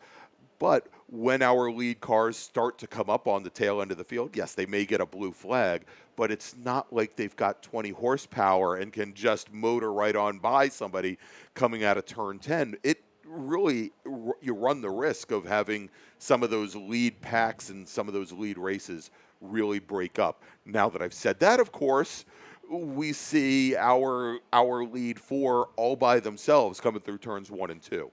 Yep, and our leaders do come out of turn 2, continuing to be led by John Evans. Then we have Ryan Maloney and Rich Roman, and now Dave Stern has fallen back to the tune of about 7 car lengths from our lead 3. From there we have Tristan Herbert, and then we'll call it our second pack with Dave Weibel, Scott Brunk, John Hotz, and then Kevin Cabo running the 4th car in that train. A few wheels dropped off there in 3. No harm, no foul.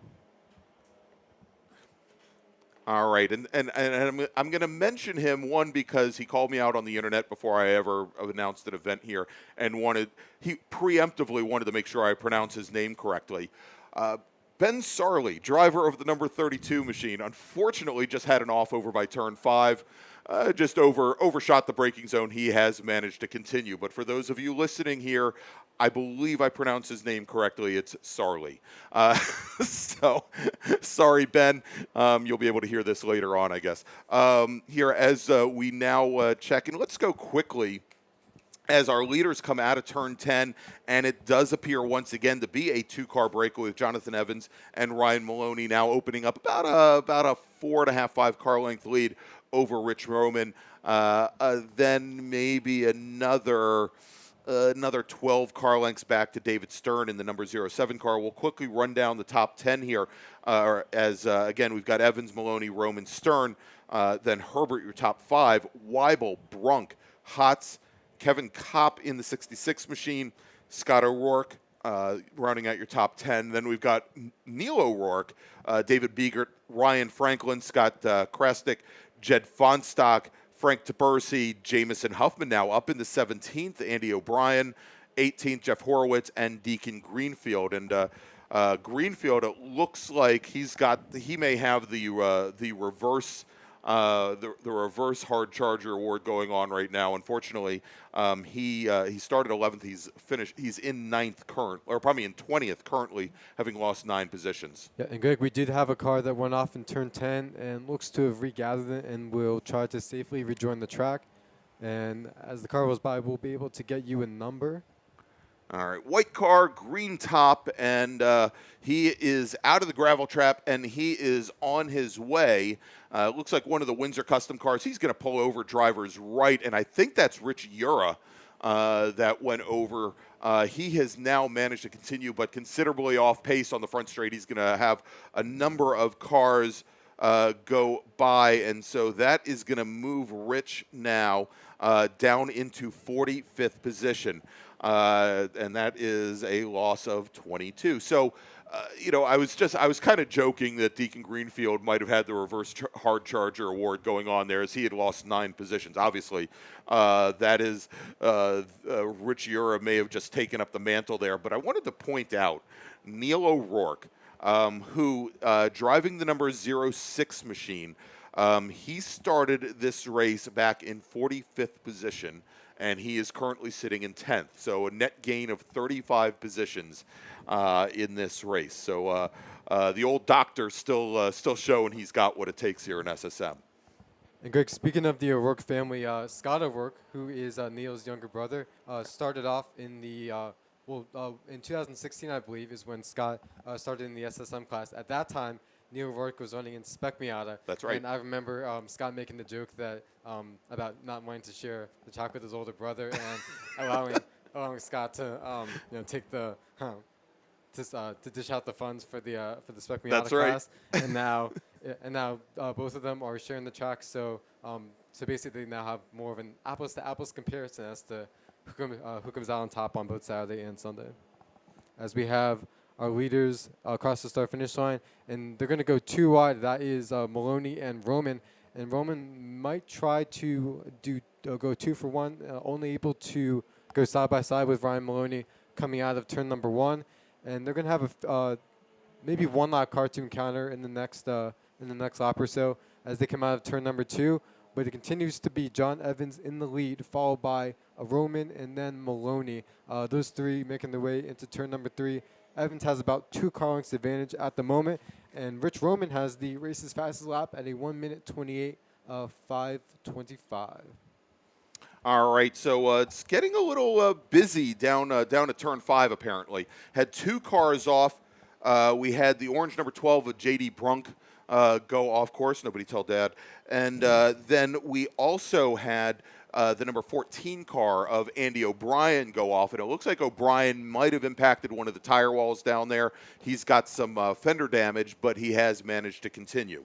All right, so real quick, so we've got just 4 laps remaining in this race, and I'm looking down at the grid, and I only see 1 car. Let's make another call to the grid for our next group.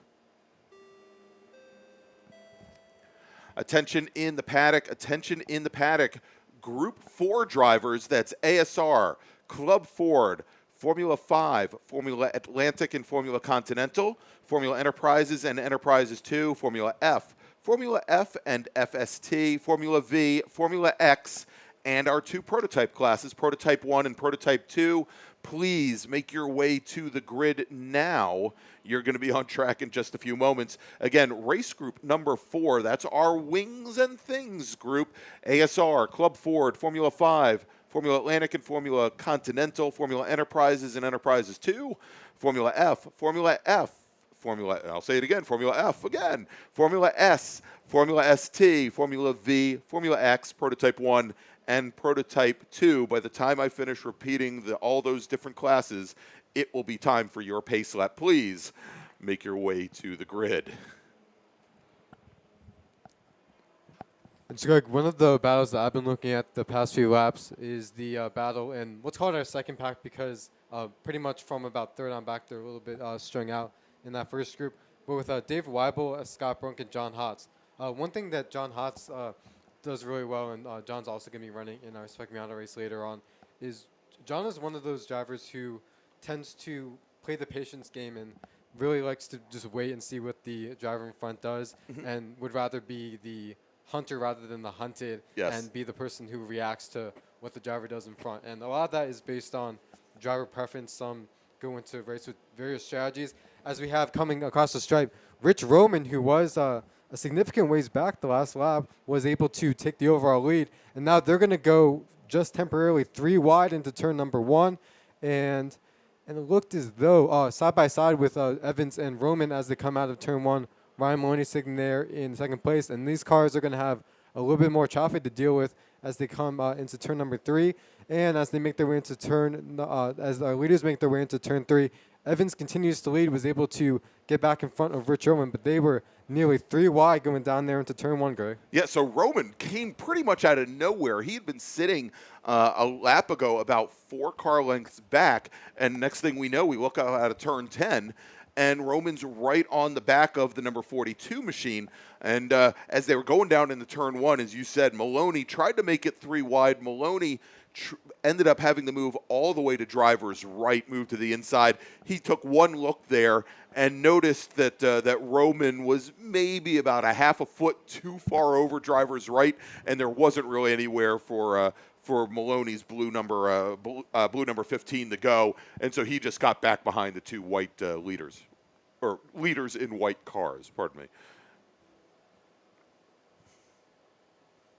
All right, as we now go, and we've got just one lap remaining, and our leaders now mixed into the back of some slower traffic now, as Jonathan Evans, your leader, Rich Roman, now fanning out as the blue flag was flying for some of these slower cars, but it is now mayhem going down into turn one here, Dom, as Evans manages to hold on to the position for a moment, but I think some of those slower cars, they had no idea where to go, and it is currently right now, let's take a look. I believe our leader currently is Richard Roman coming out of turn two. He did manage to get around John Evans. Ryan Maloney in that blue number 15 car. He's trying to still find a way through some of that slower traffic to get back up to our leaders. But as they head down into the carousel for the very last time, it's Rich Roman, driver of the number 11, John Evans, Ryan Maloney, your top three.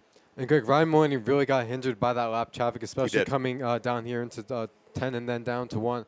And I think it was a case of going down there with all that traffic. I think, and a lot of times it can be a guessing game down there, which lane to choose when you're trying to split traffic and choose the right way. But Rich Roman chose the right way, and that was what allowed him to carry that momentum through turn one and take over the lead. There we go. So it's going to be just a few moments here. We'll see who takes the lead or who is in the lead as they come out of turn 10. I'll mention there's been another great race going on right now, and this is the battle for 16th. Frank Taberzi and Jamison Huffman, who we spoke about. As our leaders come out of 10 onto the front straight, going to cover the lead, it is Rich Roman. He is going to take the win here in SSM, finishing second. Jonathan Evans. Evans made a move to the inside. Then we had Roman go to break the draft, was successful. Margin of victory, 28 hundredths of a second. Ryan Maloney, he will come home a distant 1.3 seconds back in third. That was about 4 car lengths back as he finally made his way clear, but a little bit further back in the field. Stern and Herbert, they round out the top 5. Stern about 7 seconds off of that lead pair, or that lead trio. And great battle just back from there as they all came across the stripe, though, practically nose to tail. They couldn't make up any ground and get any overlap at the end.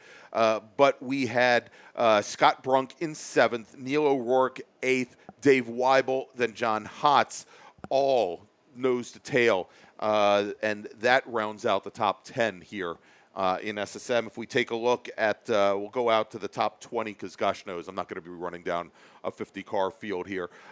Scott O'Rourke will come home in 11th. Dave Biegert started 12th, finished 12th. Ryan Franklin in the number 37 machine finishes 13th. Jed Fonstock finishes 14th. Scott Krasnick 15th. Frank Taberzi and Jamison Huffman 16th and 17th. Deacon Greenfield works his way back up to 18th. Jeff Horowitz finishes 19th, and Chip Disharoon, who had his qualifying times tossed this morning. Chip Disharoon, who would have started tail end Charlie if not for that spin that we had on the pace lap. Chip Disharoon takes the 55 car all the way up to 20th position, a net gain of 28 spots. All right, so that is going to wrap things up for SSM. Let's make that last final call to the grid for race group number 4. Attention in the paddock, group 4 drivers. That's our wings group. ASR, Club Ford, Formula 5, Formula Atlantic, Continental, Enterprises, and Enterprises 2, Formula F, Formula S and FST, Formula V, Formula X, Prototype 1 and Prototype 2. This is your final call to the grid. Race group number 4, please make your way to the grid for your first race of the weekend. All right, so Dom, let's take another quick little break. And when we come back, we will bring you all things open wheel from Summit Point Raceway here for the June MARRS. We'll be right back.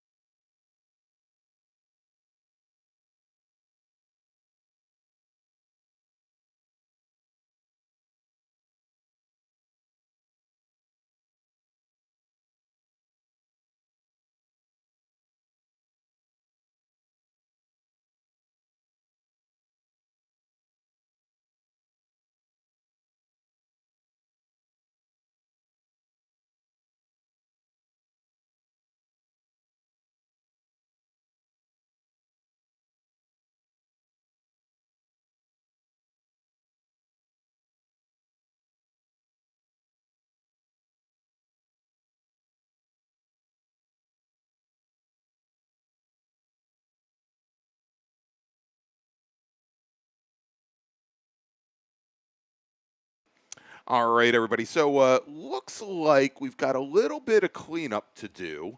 We've got a front loader making its way down the front straight here at Summit, and we'll see when it pulls off and pulls over.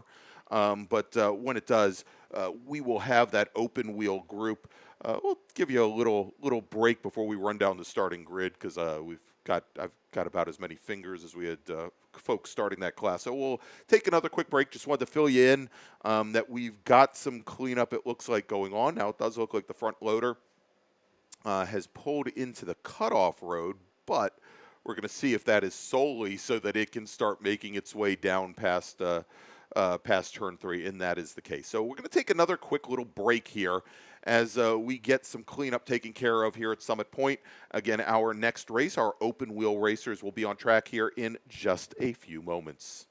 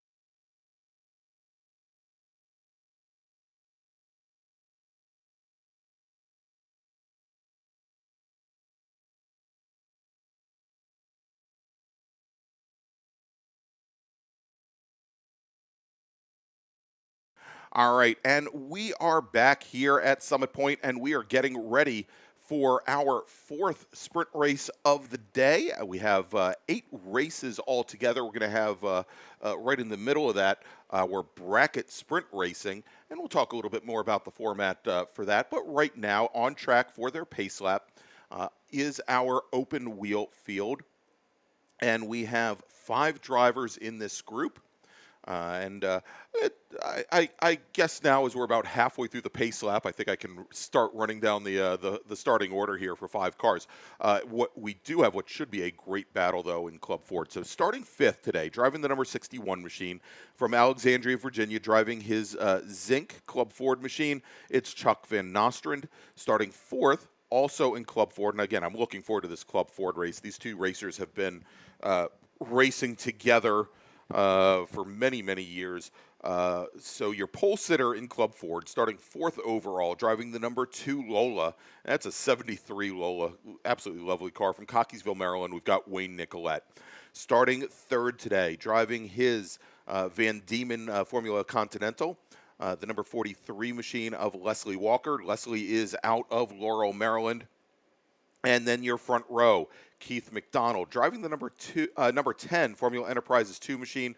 Keith, of course, as he's been for many years, minutes away from Summit Point in Ranson, West Virginia.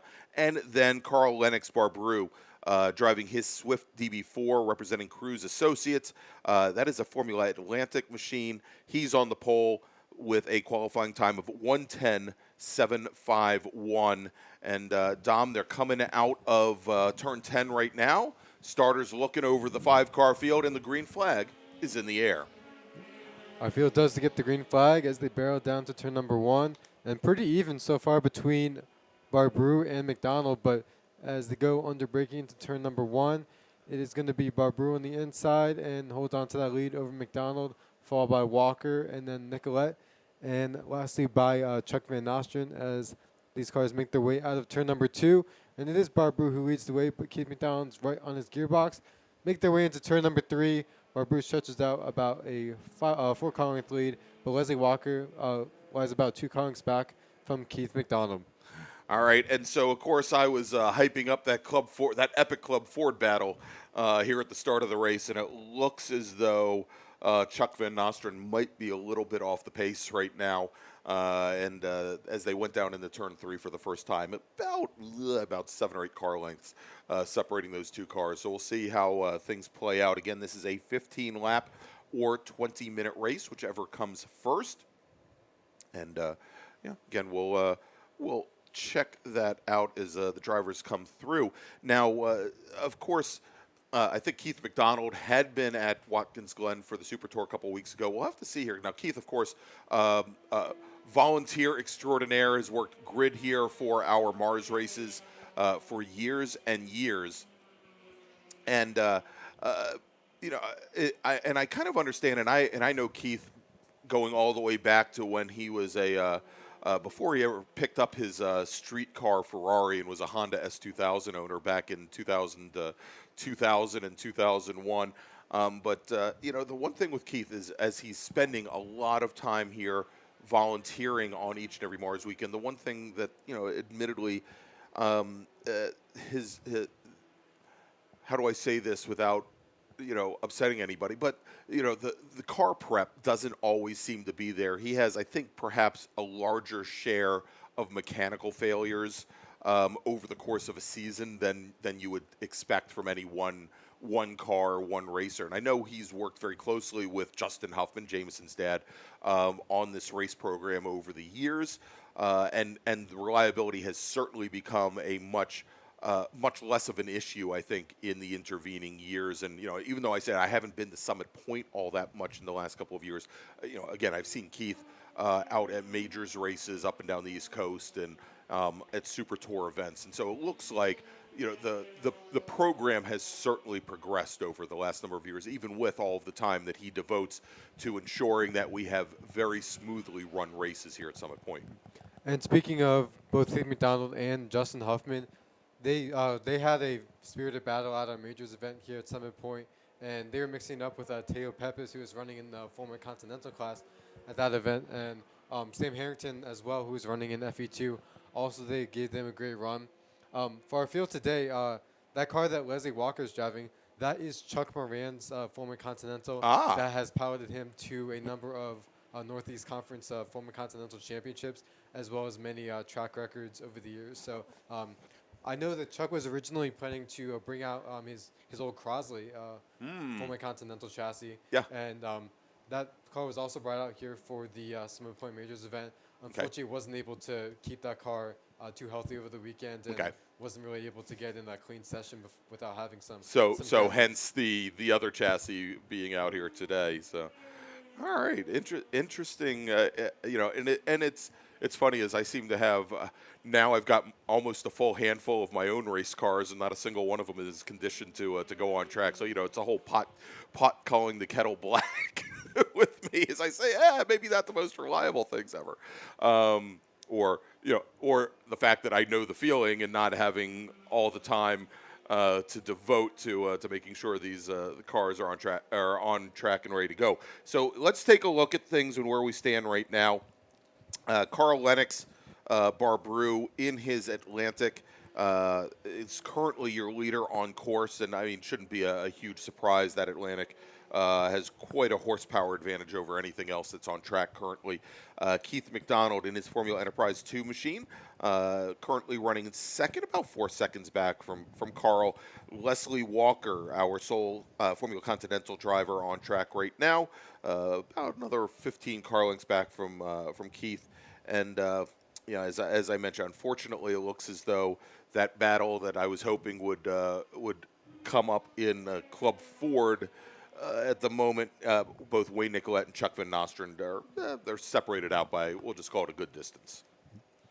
And with the cars of Wayne Nicolette and Chuck Van Nostrand, these cars are also part of what's called the Right Coast Formula F Series, which holds races at various events, SCCA, and Excellent. has a very competitive and is basically a very competitive series for both Club Fords and for more modern Formula F chassis, as well as these two have also been to the American Road Racer Champions, which of course takes place every year at Michelin Raceway Road Atlanta. That's correct. And so, so those cars definitely find their place in as far as a competitive series. And the thing is about the about Formula Ford chassis and Club Ford is that based on basically because of the fact that you know, the parts are, you know, have been around. They run the, of course, the 1600cc carburetor in a lot of cases, Right. Ford motors, and so a lot of these drivers, people make these cars into autocross cars, competing in some of the modified classes. So really a very versatile car that a lot of people have experienced a lot of success with, just because of the fact that the short wheelbase and the nimble nature of the car itself makes it a very ideal autocross car, because you definitely can see more than a higher stature sedan or a bigger sports car. You can really feel what the car is doing, and also be able to maneuver around the cones. Yeah, and there's certainly a lot to say for that. I mean, obviously, when you look at either a Formula F, Formula Ford, Club Ford, and not relying so much on aero as a lot of the other cars that are on track with them here this weekend, and have always been known, again, with that very short wheelbase, for being very nimble cars. And in road racing, a great stepping stone to Formula car racing as drivers maybe move up to Indy Lights or something along those lines. I can see where in autocross, I mean, certainly an advantage like that, where you're not going to find the long sweepers like you have here at Summit Point Raceway, but you know, for a car that is very easy to rotate, and as you mentioned, has great feedback through the wheel and through the pedals. You know, a very, you know, even with the later Formula F chassis, we're looking at basic designs that go back 40 years at this point, and certainly, you know, it's great to see that these machines, you know, after perhaps, you know, especially when you look at the Club Fords, with the much older Formula Ford chassis, where they're, you know, they certainly wouldn't be competitive in modern day Formula Ford or Formula F. You know, it's great to see that these machines still have a home and there's a market for them as well. And in the case of Carl Lennox Barbrou, we mentioned being in the Formula Atlantic chassis. That Swift DB4 came out around late 80s, early 90s, 90s, yeah. and what makes this car different, despite being from Swift Engineering, of course its successors, excuse me, the 008, the 014, and the 016, all again part of that stepping stone ladder. Right. When you go through winged open wheel cars, and one of the drivers who sort of, as far as national SCCA racing, Dave Wilcox, who Yes. ran with Swan Motorsports, would Yes. bring out the Swift DB4, and again, not being a little bit older technology, didn't have quite the ground effects technology as Right. some of the newer equipment, but I do remember that it did score a third place finish at the 2011 runoffs, Runoffs. because that was a wet race, and in a lot of ways, having a flat bottom car on a rainy track is an an advantage. advantage. Absolutely, as opposed to having the Venturis created. All right, real quick, Dom. Let's make a call to the grid for our next group, as we've got about 8 laps to go here in this race. Attention in the paddock. Attention in the paddock. Race group number 5. That's our bracket improved touring group for the EVSR bracket championship. Please make your way to the grid. Group number 5, bracket racers, please make your way to the grid. All right, so getting word that the number 43 machine, Leslie Walker, we've got the folks out on the corners taking a look at the 43, smoking, having some issues, as opposed to what we talked about Jay Severe getting out of his car and smoke. Oh, actually, that was off air. My bad. But it looks like we'll see if that car can make it to the end.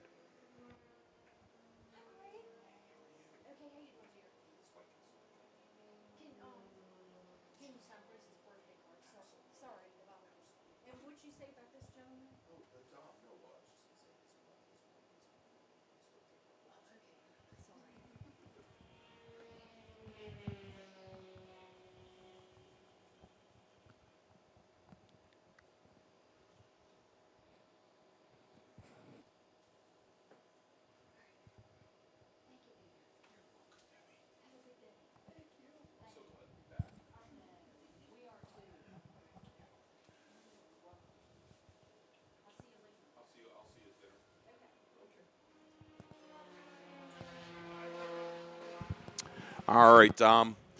So let's take a look as things are spreading out here.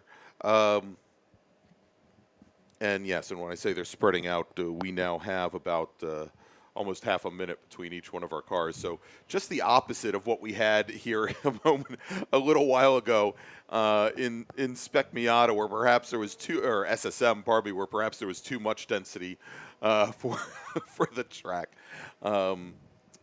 I hasten to say that, unfortunately, I don't think most of our drivers can see the next driver up the road at this point.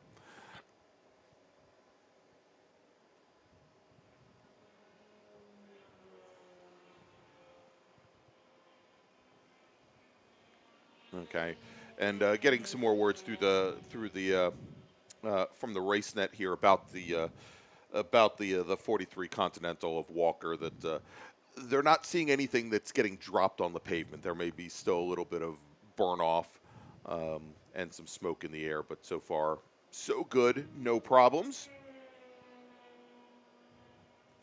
Now let's take a look here. Currently in the championship, so let's take a look in Continental, for example. Right now, well, this is going to be hard to pick out a current leader in the championship because both Leslie and also Rafael Capini were scheduled to run at the April MARRS. Or actually, I guess it was April, right? Not late March. And neither one started either race that day. So, assuming Leslie can make it halfway today, he'll be on the board and your leader in Formula Continental. If we take a look at Formula Atlantic, currently Lee Bryan, who is sitting right now on the board with 450 points. He was at New Jersey Motorsports Park at Lightning just what we looking at 2 weeks ago, 2 right? weeks ago, yes. Yeah, just 2 weeks ago. So a 150 and a 300, and so obviously took the win both days. And I think that means he was probably the only Formula Atlantic. So conceivably, if Leslie can keep that thing running, we may have a tie by the end of the weekend here for a lead in Formula Atlantic. If we take a look at FE2, and we'll see if I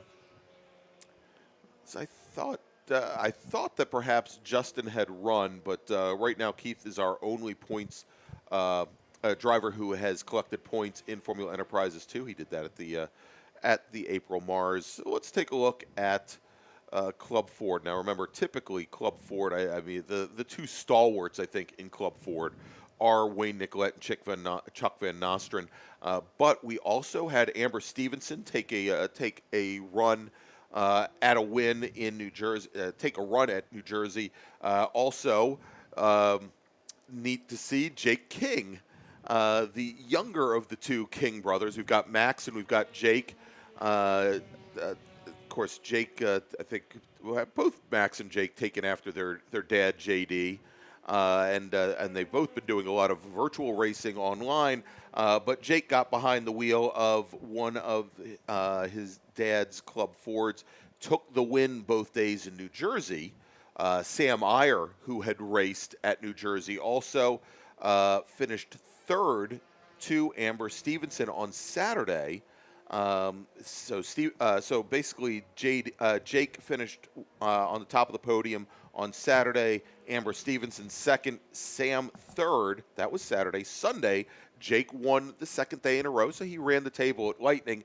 Then we had Sam Iyer and Amber Stevenson second and third, respectively.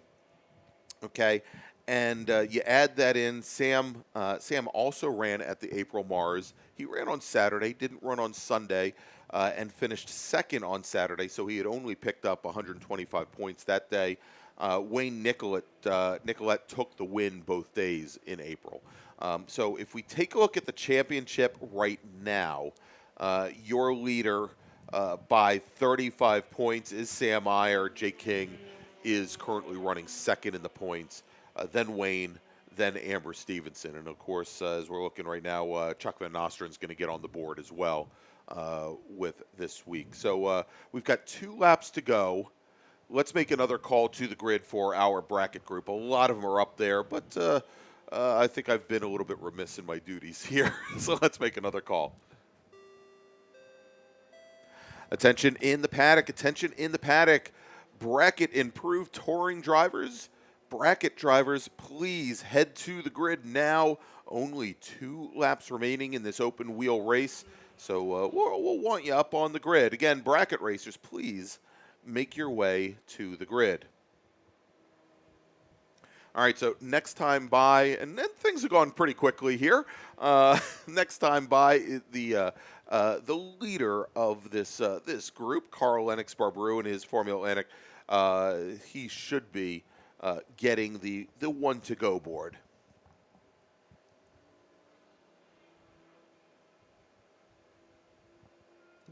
As Barber makes his way across the start-finish line, we'll be getting the one, as you mentioned, Greg, will be working the last lap as he's making his way down to turn number 1 for the final time. There you go. All right, so as we wait for Keith McDonald in his Formula Enterprises 2 machine, the blue number 10 that he has been running for quite some time, to cross the stripe and start his final lap, we now have coming across the line. That was Chuck Van Nostrand, currently running 5th overall. He is starting his final lap. He is 2 laps down from our overall leader, Barberu.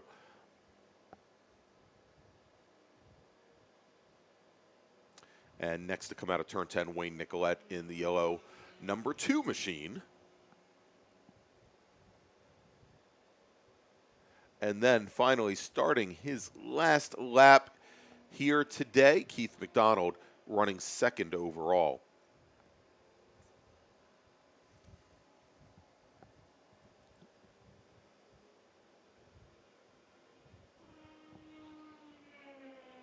And there you go. Checkered flag is in the air. And Carl Lennox Barberou, he does take the win. Fast time today, a 1:10.384. And that time, let's see, actually about 4/10 of a second than his pole setting time this morning. So even though the temperatures have risen and it's a little bit over 70 degrees, so probably somewhere around 10, 12 degrees ambient air temperature, I suspect that the pavement quite a bit warmer. Carl Lennox gets faster this afternoon, so he takes the win. He's our sole runner in Formula Atlanta. Keith McDonald will finish in second. Overall, our sole driver in Formula Enterprises 2, then Leslie Walker in his Formula Continental, and then in the battle of the Club Fords, Wayne Nicolette will take the win. In the number 2 machine, Chuck Van Nostrand will finish in second. All right, so we're going to take another quick break here at Summit Point. We'll be back here in just a few moments with the bracket improved touring races. And in the meantime, again, we're going to remind everybody, if you'd like, you can catch us here at the track if you're having trouble hearing the PA system on 88.7 on your FM dial. If you go to the Washington, D.C. SCCA YouTube channel, and I believe we had also sent out some social media pointing you to the specific links, or make it easy. You can actually go directly to WDCR-SCCA.com, the region homepage, and it will take you directly to the stream of today's action, and we will set that up so after the weekend it'll be very easy for you to go and find your specific race groups. So getting word now, 5 minutes on the grid before our next group hits the track. So let's take that quick break, and we'll be back in just a few moments here from Summit Point.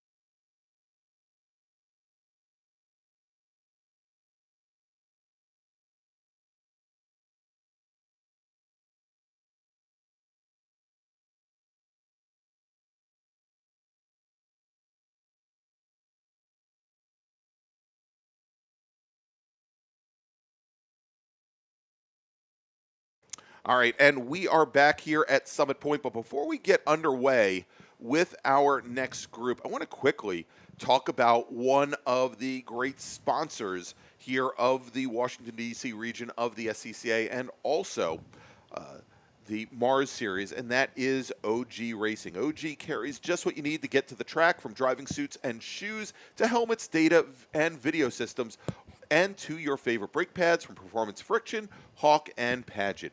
OG Racing has built its reputation over the last 22 years by providing the best customer service in the motorsports business, and their depth of inventory is second to none when it comes to safety equipment. That's why OG Racing has been the highest volume Sparco distributor for 17 years. It's not just on our website. It's in our 12,000 square foot showroom located in Sterling, Virginia as well. For more information, head to ogracing.com or call them at 1-800-934-9112. All right, so we've got our next group on track. These are our bracket racers.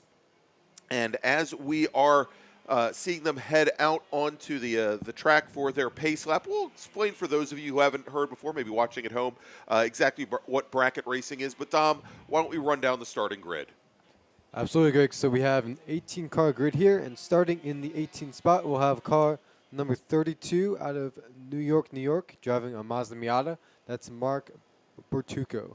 Starting 17th will be car number 74 out of Silver Spring, Maryland, driving a Ford Focus, Steve Martin. Starting 16th spot, we'll have car 97 out of McLean, Virginia, driving a Mazda Miata, Joe Benton. Our 15th starter will be car number 68 out of Tacoma Park, Maryland, driving a Mazda Miata, Jed Prentice. Starting in the 14th spot will be car number 23 from Middleburg, Virginia, driving a BMW 325i, Liv Willis. Starting 13th, car number 134 from Severna Park, Maryland, and a Honda CRX SI, Chuck Edmondson. In 12th spot, we have car number 39 out of Potomac, Maryland, in a Spec Porsche Boxster, Jerome Welt. Starting 11th, car number 51 out of Frederick, Maryland, in a Spec Racer 4.3, it's Eric Prepsius. Starting 10th, car 127 out of Thurmont, Maryland, driving a Mazda MX-5, Jeff Liller. Starting 9th will be car number 7 out of Annapolis, Maryland, in a Spec Racer 4.3, that's Keith Frazier. Starting 8th, we'll have car number 02 out of Lansdale, Pennsylvania, in an electric Spec Racer, that's John Early. In 7th spot, we have car 141 out of King George, Virginia, at the wheel of a Mazda Miata, Steve Hunt. Starting 6th, we have car 178 out of Annapolis, Maryland, driving an FNO chassis, that is Nick Jones. Starting 5th, car number 34 from Plumeria, Virginia, in a Honda Prelude, it's David Alessi. In 4th spot, we have car 119 out of Harrisburg, Pennsylvania, in a BMW 335i, that is Chris Benedetto. Starting in third spot, we have card number 4 from Bluemont, Virginia, in a Spec Racer 4.3, Steve Pence. And on the front row, car number 81, starting second from Gibson Island, Maryland, in the Spec Racer 4.3, will be Steve Shue. And on the pole, we have car 21 from Gainesville, Virginia, driving a Spec Racer, Brian Cates, as our field gets the green flag. There we go, and green flag is in the air for our bracket racers with the 2 Spec Racers up at the front of the field. Brian Cates, who took the win earlier today in Spec Racer Ford, and Spec Racer Ford Gen 3, and then Stephen Shue, who was right there with them every step of the way. And so for those of you who may be joining us remotely for the very first time, bracket racing, think of it very similarly to bracket drag racing, where you are trying to stay within a certain time range without breaking out. And this group is for cars that are prepared to minimum safety standards, but maybe also don't. A lot of these cars are also running in some traditional SCCA classes, but it's also open to cars that don't necessarily fit and conform to specific SCCA categories or classes, essentially giving everybody a place to run. And so what we do here for the bracket racing is we assign cars to different classes based on their lap times, initially in qualifying, and then over the course of the race, depending on where they end up, might determine who they're actually competing against for trophies and for finishing order. And so 8 different classes, and for example, anywhere from a 132, probably a 133 lap time and up would put you in bracket class B8. From 131 to just short of 133 would put you in B7. B6 would be 129 to 131, just under 131. So essentially, we're putting everybody for the most part in giving them 2-second intervals as it goes on, and then of course to be in B1, the fastest class, we're essentially looking at cars up to, or let's just say 120.999 and faster. Okay, and so over the course of the race, you may have qualified in one particular class, but if you've broken out of that class, you may now find yourself in the next faster class, and also perhaps quite a bit further back from your new competitor for a win than when you started the race, right, Dom?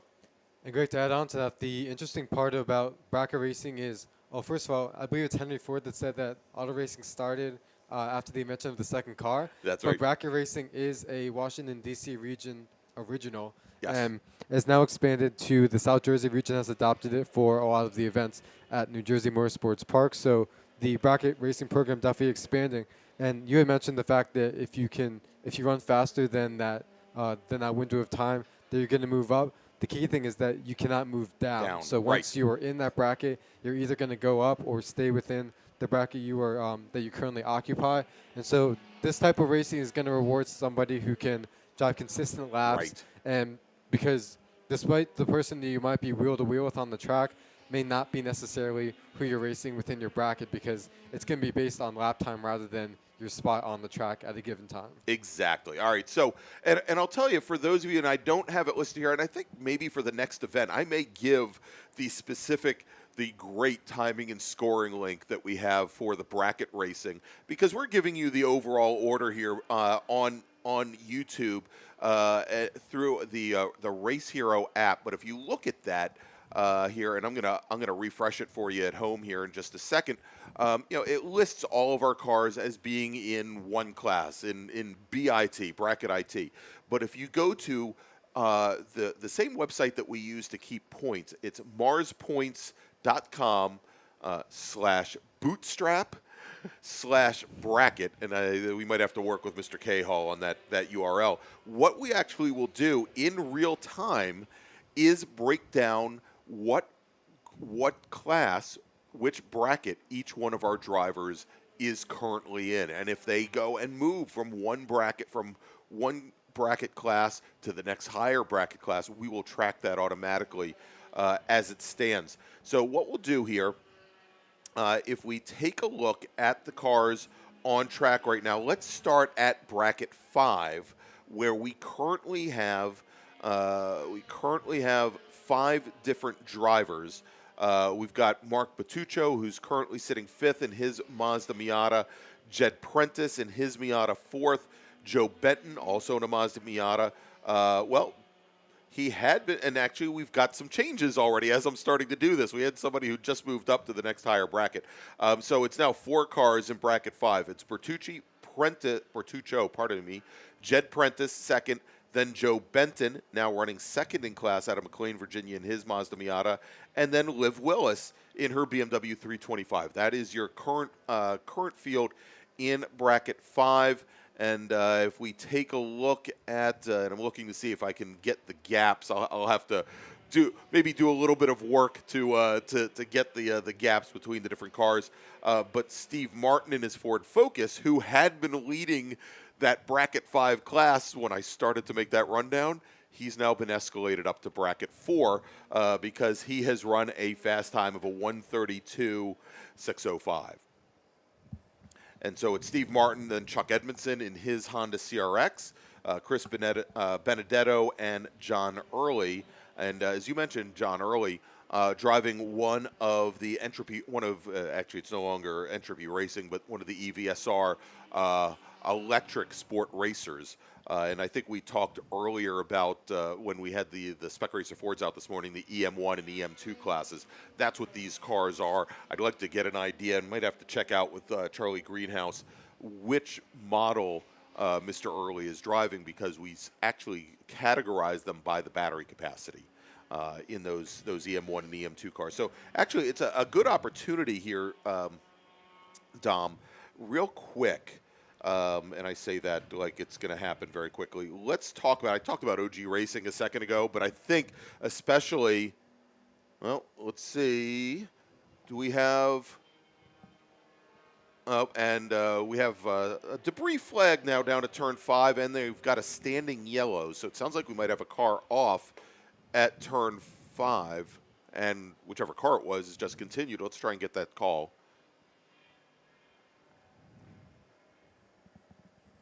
Oh, and what it is, it's the 34 car, David Alessi, in his Honda Prelude. He's over by turn 7 now, and it sounds as though he may have had his engine let go. And so maybe that debris flag at 5 might be, I don't know, for the side of his engine block.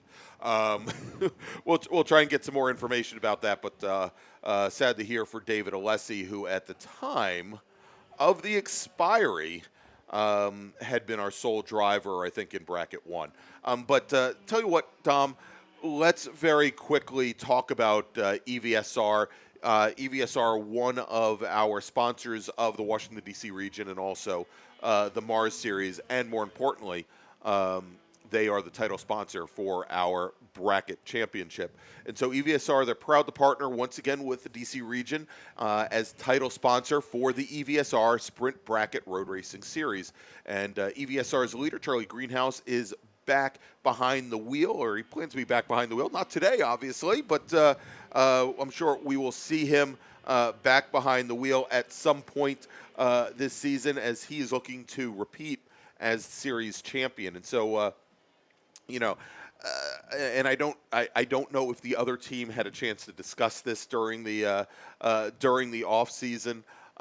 Charlie and his EVSR team went to the West Coast to run in the 25 hours of Thunder Hill. It's run by another organization, but very interesting to see what Charlie and his team did to these electric cars in order to prep them for an endurance race where they basically finished 29th overall and finished ahead of 7 different cars on track. But everything that it takes to do many different battery changes, complete battery changes on these cars over the course of a 25-hour race, because they don't get 3 hours like a car with a 25-gallon fuel cell is going to have.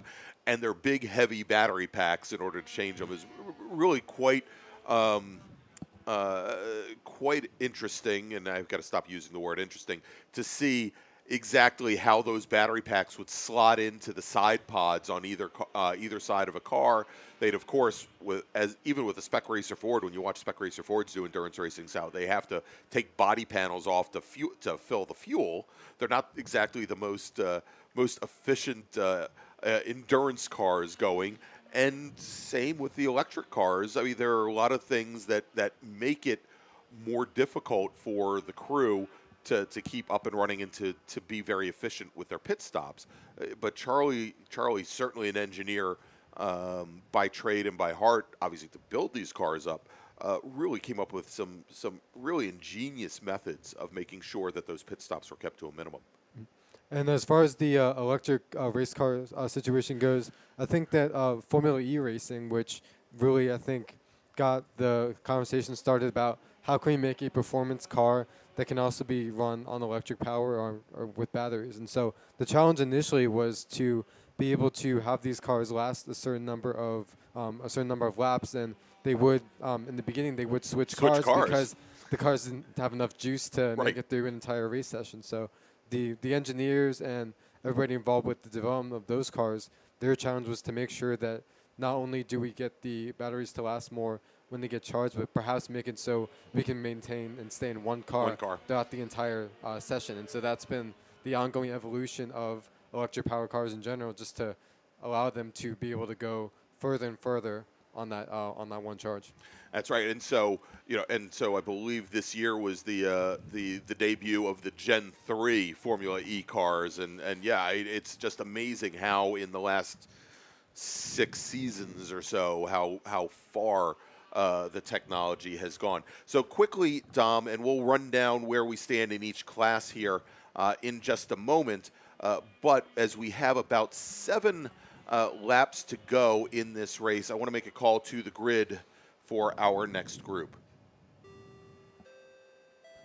Attention in the paddock. Attention in the paddock. First call to the grid for group number 7. That's Big Bore. That's American Sedan, GTA and GTX, GT1, 2, and 3, Prototype X, SPO and STU, T1, T2, T3, ITA, ITE, and ITR. Again, race group number. Oh, wait. No, I'm getting things wrong. Scratch that. Everybody forget what I just said. Big Bore, stay in the paddock. Don't go anywhere. Group 6. Dom's looking at me like, Greg, you're nuts. You're screwing things up and you're going to get fired on day 1. Group 6, that's B-Spec, ITB, ITC, and ITS. Again, B-Spec drivers, ITB, ITC, ITS drivers, please make your way to the grid. Again, we've got about now 6 laps remaining in our bracket race. So again, B-Spec, ITB, ITC, ITS drivers, please make your way to the grid. All right, so Dom, why don't we take a look at where we are now here in the different brackets. As we mentioned, Dave Alessi, his day pretty much done. Now, maybe you can explain to me, because I'm not, and I'll see where this is. And actually, this might be for the. I'm wondering if this is for the sports racers, for the spec racers, and for the EVSR cars, because I'm showing brackets A3, 4, and 5 at the moment, and bracket A3 currently Nick Jones, your sole driver. In his EVSR chassis, I believe. Let's see. Actually, let's double check that. Nick Jones in an FNO chassis. We'll have to figure out what an FNO chassis is. Do you know what that is? So I believe the FNO chassis is is one of the 2-frame cars based off of an ASA, like an ASA car. Gotcha. Okay. Understood. Okay, so like an ASA car. Gotcha. So Nick Jones currently in bracket A3. So there goes my theory about being solely the sport racers, and it looks as though it is still based on time. As I've got then in A4, Brian Cates and Steve Shue in their Spec Racer Fords. Right now, very closely matched. Cates with a fast time of 128.731, Shue at a 121.924, and if we take a look at them on track right now, about 3 seconds separating those two drivers. Steve Pence also in a Spec Racer Ford. He is currently sitting 4th overall. He is currently our sole driver in the A5 category, and then if we take a look at the B categories here in bracket 5, pretty much as we left it, Liv Willis in the number 23 BMW. She is currently 13th overall. She leads Joe Benton, Jed Prentice, and Mark Bertuccio on track in bracket 4, and that is for cars that turn in lap times anywhere from 131 flat to just under 133. Chuck Edmondson is currently your leader. And he has a fast time of a 132.328. So he's got a little bit of a margin there. Steve Martin running to second to him, and then Chris Benedetto, who also retired his car early. If we look at bracket 3, Jeff Liller in bracket 3 is for drivers that run anywhere between 129 flat and 130.999. Jeff Liller is currently your leader. He's running 8th overall. Fast time for him, a 129.122. So he's cutting it pretty darn close. right there. Jerome Welty is running second in his Porsche Spec Boxster with a 129.262. And if we take a look at them on track right now, about 5 seconds, 5.5 seconds separates those two drivers. And then John Early, who we saw, oddly enough, earlier today, I believe, but early right now in that EVSR chassis. And he is currently running third in the class and about 4.8 seconds back from Welty. If we then take a look at bracket 2, we've got Steve Hunt. He is leading the class, and again, bracket 2 is for drivers minute 27 flat to just under 129. Steve Hunt in his Mazda Miata, leading the two Spec Racer Fords of Keith Frazier and Eric Prepsius. Steve Hunt currently with a 3-second advantage over Frazier, and then another 11 seconds back to Prepsius. And that is your current rundown, as we now have 3 laps remaining. So I might need to make another call to the grid for group. Let me get this right. Is group 6? And yeah, here we go. So let's make another call to the grid here. And I swear to God, I'm going to get it right this time. And thankfully, I'm looking at the grid. I don't see any big bore cars. All right, so let's make that other call. Attention in the paddock, attention in the paddock. Second call to the grid for race group number 6. B-Spec, ITB, ITC, and ITS. Please make your way to the grid. B-Spec, ITB, ITC, and ITS. Please make your way to the grid. All right, so Dom, now that I know what an FNO chassis is, and I just saw it come flying out of turn 10 and put Steve Hunt a lap down in the 141 machine. Nick Jones has that thing on rails right now. Absolutely, and Nick Jones was a participant in this year's racing school for competition license, so was able to get that earlier this year. As was, I believe, Jed Prentice, who came from the HPDE ranks and was interested in going wheel to wheel, so completed that school as well. And I also wanted to make a note of Jeff Liller, who is he and son Mark, of course, share this Mazda MX-5. And Jeff ran it last year at the Indianapolis at the runoffs. Yes, he did. And I also believe that Jeff put up his Dodge Neon ITA and 24 car on the market, and it's already been sold, and has a new home. It does indeed. And for those of you who listen to the Inside the SCCA podcast by my good friend and former DC region member Brian Belansky, who's been out on the West Coast and is the staff announcer at Cal Club now. He had Taylor Hyatt, who many of you know, on the podcast that was released yesterday, and she gave the news that Dad Steve is the recipient of that Dodge Neon, and there are plans. Not for this year, but we know that the runoffs are going to be at Virginia International Raceway, both this year, 2022, as well as next year, 2023. And there are plans already for a father-daughter runoffs with the Hyatts, and I guess it'll be a 3 folks there. Of course, Mike Kelly, who's our H production champion here, and actually both he and Taylor, former rookies of the year.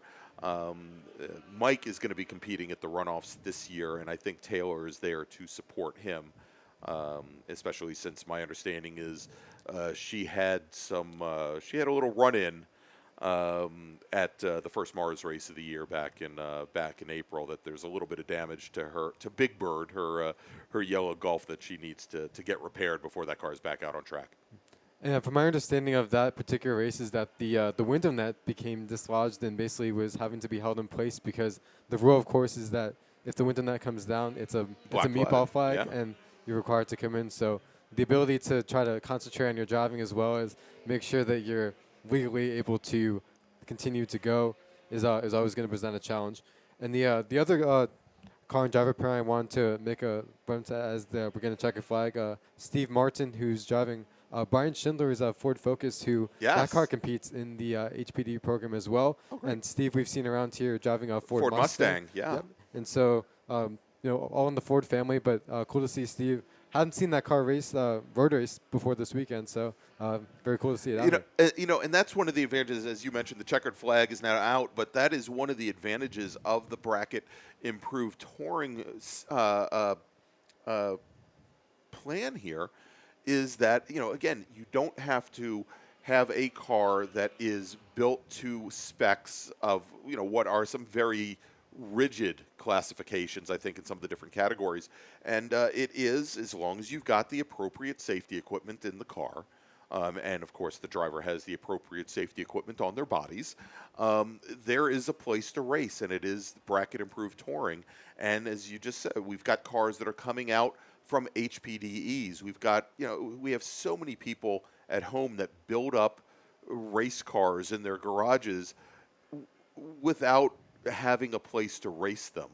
They put together the car as they want it put together. Maybe they take it on the street, but they many times contact organizations like the SCCA and go, "Hey, I've got such and such. Can I race? What class is it in?" And the answer 9 times out of 10 is no, there's no class for it, and it's because it's turbocharged, or because you took a Honda K-Series motor and put it into a Subaru BRZ or into a Miata or anything. All these things that would stop it from being classified in an SCCA traditional road race category. So quickly here, let's run down, and we'll give you the rundown here by class. Nick Jones was your overall winner, sole driver in A3. In A4, Brian Cates, Steve Shue, first and second. Steve Pence, our sole runner, in A5. If we move to the B categories, finishing first in B5 is Liv Willis with Steve Martin, as we mentioned, in the Ford Focus, taking the win in B4.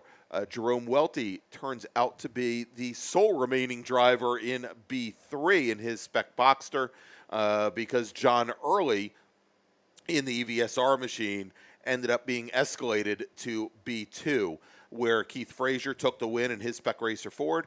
Eric Prepsius finishes in second. Jeff Liller comes home in third. And then finally, in bracket 1, Dave Alessi in his Honda Prelude, as we mentioned, sounds like he had to retire early. He technically finishes second, but Steve Hunt takes the win in bracket 1. And so we do see the grid filling up here for our next race, and that is going to be our IT class. Let's make a final call to the grid for them, and then we'll take a quick break. Attention in the paddock, attention in the paddock. Final call to the grid for race group number 6. That's B-Spec, ITB, ITC, and ITS. Please make your way to the grid. Again, race group number 6, ITB, ITC, and ITS. Please make your way to the grid. And with that, we will take a quick break, and we'll be back in just a few moments with that IT race.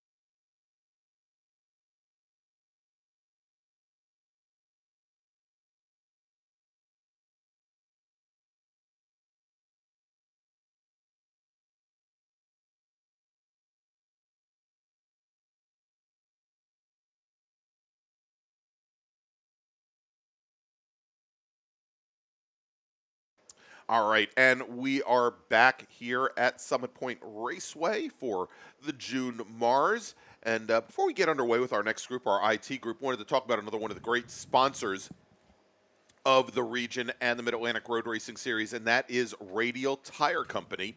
Since 1976, Radial Tire Company has been providing the Washington, D.C. area with quality tires and the finest service. They've earned a reputation as the premier specialist in hard-to-find performance tire and wheel applications. They stock tires from all the top manufacturers for whatever you drive, from small economy cars to SUVs to trucks, and their mission is to assist you in getting the most out of your tires and your car.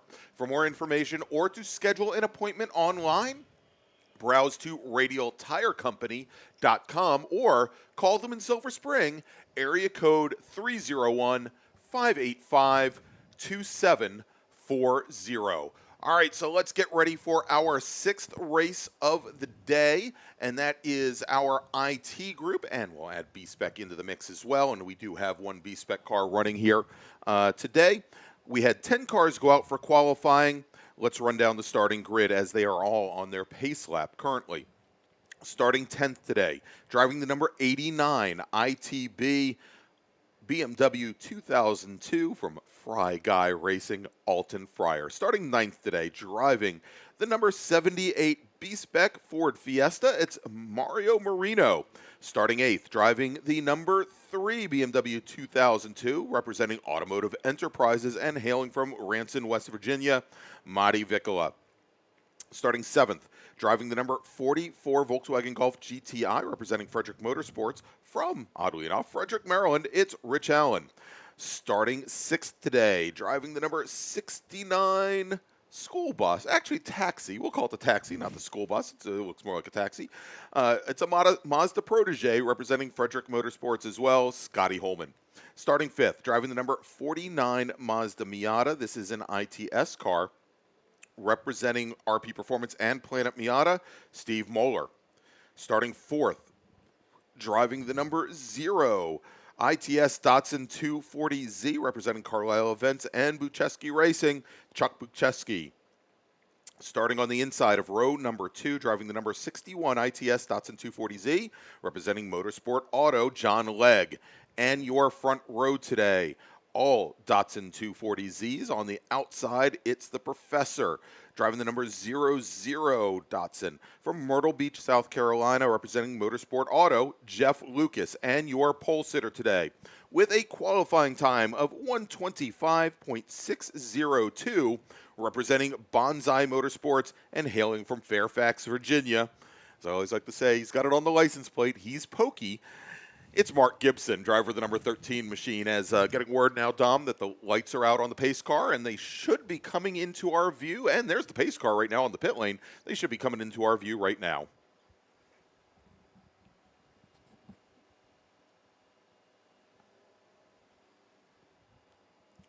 All right, so the field now making their way down the front straight, and an early green flag.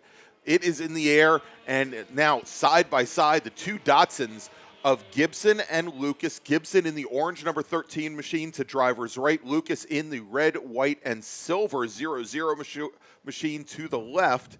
And they go into turn 1 side by side. Gibson is going to slot in ahead of Jeff Lucas. John Legg in the blue and white number 61. He's about 3 car lengths back from our leaders now, as already Gibson having to get a little defensive going into 1 here, Dom. So yes, Gibson leads Lucas. It's about a calling from Gibson back to Lucas. Then you go another 3 back to Bucheski, and then our leader in ITB is Scotty Holman. And then Greg on that start, I'm not sure what happened there, but John Legg really just dropped back at the start. I'm not sure if in the wrong gear can happen when you're about to start, but John Legg definitely dropping back. And that really affected everybody that was on the that inside lane. It kind of looked like a redo of what we saw in Spec Racer 4 this morning. And the point you had made about our lone B-Spec in the field, driven by Mario Marino, Bruce Schulten had brought that car out in 2019 to get qualified for the runoffs at VIR, and now that car, of course, being driven by Marino, who was in the same competition school that I participated in back in 2020. So I got to share the truck of that car, and sneakily fast. Yeah. Is that B-Spec Ford Fiesta? Yes, it certainly is. A good friend of mine, Fritz Wilkie, used to work for Ford Marketing, and he has been racing a Fiesta for a number of years. And everybody considers that to be the dark horse car in B-Spec. And Fritz has a number of wins to his name, but again, nobody seems to be able to keep up with the minis, at least currently. All right, so going down into turns 1 and 2, it is both Mark Gibson and Jeff Lucas, and they have now opened up about a 10-car length advantage over our third-place runner, Chuck Bucheski. And I'm thinking here, as I'm taking a look, John Legg not only had problems on the start, but he had some other issues with the car, and John Legg did manage to get the car around, but he has taken the blue and white number 61 machine back to the paddock, so his day is already done. And on this last lap, another car who had made a good advancement was our leader in ITB, and that is Scotty Holman, who was able to get around Steve Miller. Now, Scotty Holman, as you alluded to the car, resembling a taxi cab. That's right. I recall Scotty Holman also used to drive a Plymouth Arrow in ITB. Two Plymouth Arrows. Two Plymouth Arrows. And that was a Mitsubishi-built car that was produced back in the 70s. That's right. And so it's a little piece of history there, and I can remember seeing that car and always anticipating it being here for a MARRS weekend. Yeah, the Plymouth Fire Arrow, and it was always a question. Scott would bring the endurance car and the sprint car. One was black, one was yellow, and you never knew which one on which weekend was actually going to run. Sometimes they both, at some point, ran during a weekend. And I think he's found that the single Mazda Protege has been a much more reliable machine to this point. But right now, coming out of turn 2, here working lap number 3, it is Mark Gibson who continues to lead Jeff Lucas with Chuck Bucheski a bit further back, about 25 car lengths back from there. We've got Steve Moeller currently running fourth overall and fourth in ITS in his Mazda Miata, and then great little, as you mentioned, Scott Holman starting to stretch things out a little bit on the rest of the field. But looks like Rich Allen in this black, I believe I don't know my Volkswagen series. I think it's an A4 Golf, black Golf. Wasn't running that car the last time I saw him 5 years ago. Had been running the red number 44. I think it was an A2 Golf. So it looks like in the interim he's built a brand new car, brand new to me, and is currently running second in ITS to the two, just ahead of the two BMW 2002s of Vikla and Fryer. As we have our leaders making their way across the stripe, and it's Gibson who leads Jeff Lucas by about 3 car lengths as they make their way into turn 1. And then we have Bucheski probably about 15 car lengths at this point back from our 2 leaders, as the middle of our pack here is just a little bit spread out. And making a point about our 49 car of Steve Moore, I recall a few years ago at our Labor Day MARRS event here, a really pitched battle between and representing two of the big Mid-Atlantic prep shops, RP Performance and Anchor Sheet Motorsports. We had with Rich Roman and I believe it was Chris Childs. Who was driving the car that weekend, and the two of them in their respective Mazda Miatas really had a great battle. So I believe that the car of Roman's been switched hands a few. I believe that Chris Childs' Miata is now being contested in the STL class. That is correct. And but now the car that Roman was driving that weekend is in the hands of Steve Moore. Excellent. All right. And so looks like we've got Mr. Greenhouse joining us up here in the announce booth here real quickly, as we've got our ITS, ITB, ITC, and also B-Spec field running. And Charlie, as we were running down, we were kind of expecting, let me get you a headset here real quick. Charlie Greenhouse with EVSR, I guess formerly Entropy Racing. And let me give you that real quick, and I'm going to unmute you, and hopefully you can hear me over your headset. Excellent. How are you doing today, sir? I'm good. How are you? Excellent. So Dom and I were talking. We kind of expected to see you in the car out here for the bracket racing a few moments ago, but not so much. Why don't you tell us a little bit about what's going on? Well, very much. The bracket series was a huge focus for us last year. We were looking to get a championship out of it, and we did. We, with good competition, we beat 68 cars for the overall championship. Excellent. This year, we have a plan to go back to the 25 at Thunder Hill. Right. And we have been using basically every opportunity we can to test for Thunder Hill. So we were working a lot on thermal management. There have been a lot of modifications to the air cooling and the injection liquid system in the car. And during the test day yesterday, we were running at about 130% normal power, and made a lot of things go pop. Oh. Well, you know, you got to find the limits, and it's best that you're doing it probably 6 months or so before the event itself, so you have to have some time to re-engineer and get things ready. But yeah, that sounds as though it might have been catastrophic, or is it something difficult to build back from? Actually, it's really not a problem at all. As with many development programs, you're looking for the weak point. Sure. And our Achilles heel has always been how the balance of temperature versus range. Sure. Temperature usually is the one that kills us. In the longer races, you know, we struggle to get past about 35 miles, you know, at any decent race pace. We were doing 43-mile stints at Thunder Hill. Sure. But temperature was our issue. This last yesterday, we were running in the low 20s, 21s, which is quite a quick pace. We were running on pace with most of the Spec Racer Fords practicing, and we had complete temperature management. So in all, regardless of what we blew up, which is most everything, you've got a handle on what the car is doing, and you can instrument it all. So that's excellent. That's excellent. Now I understand that. Obviously doing all the development work at any opportunity you have before Thunder Hill, but I understand there are a few endurance races maybe a little bit closer to home for you up by New Jersey Motorsports Park that you may be entering the cars in as well in order to get ready. Is that the case? Absolutely. The Jersey region, in conjunction with MARRS, hosted an event 2 weeks ago. Right. They did a 100-minute race, which we participated in.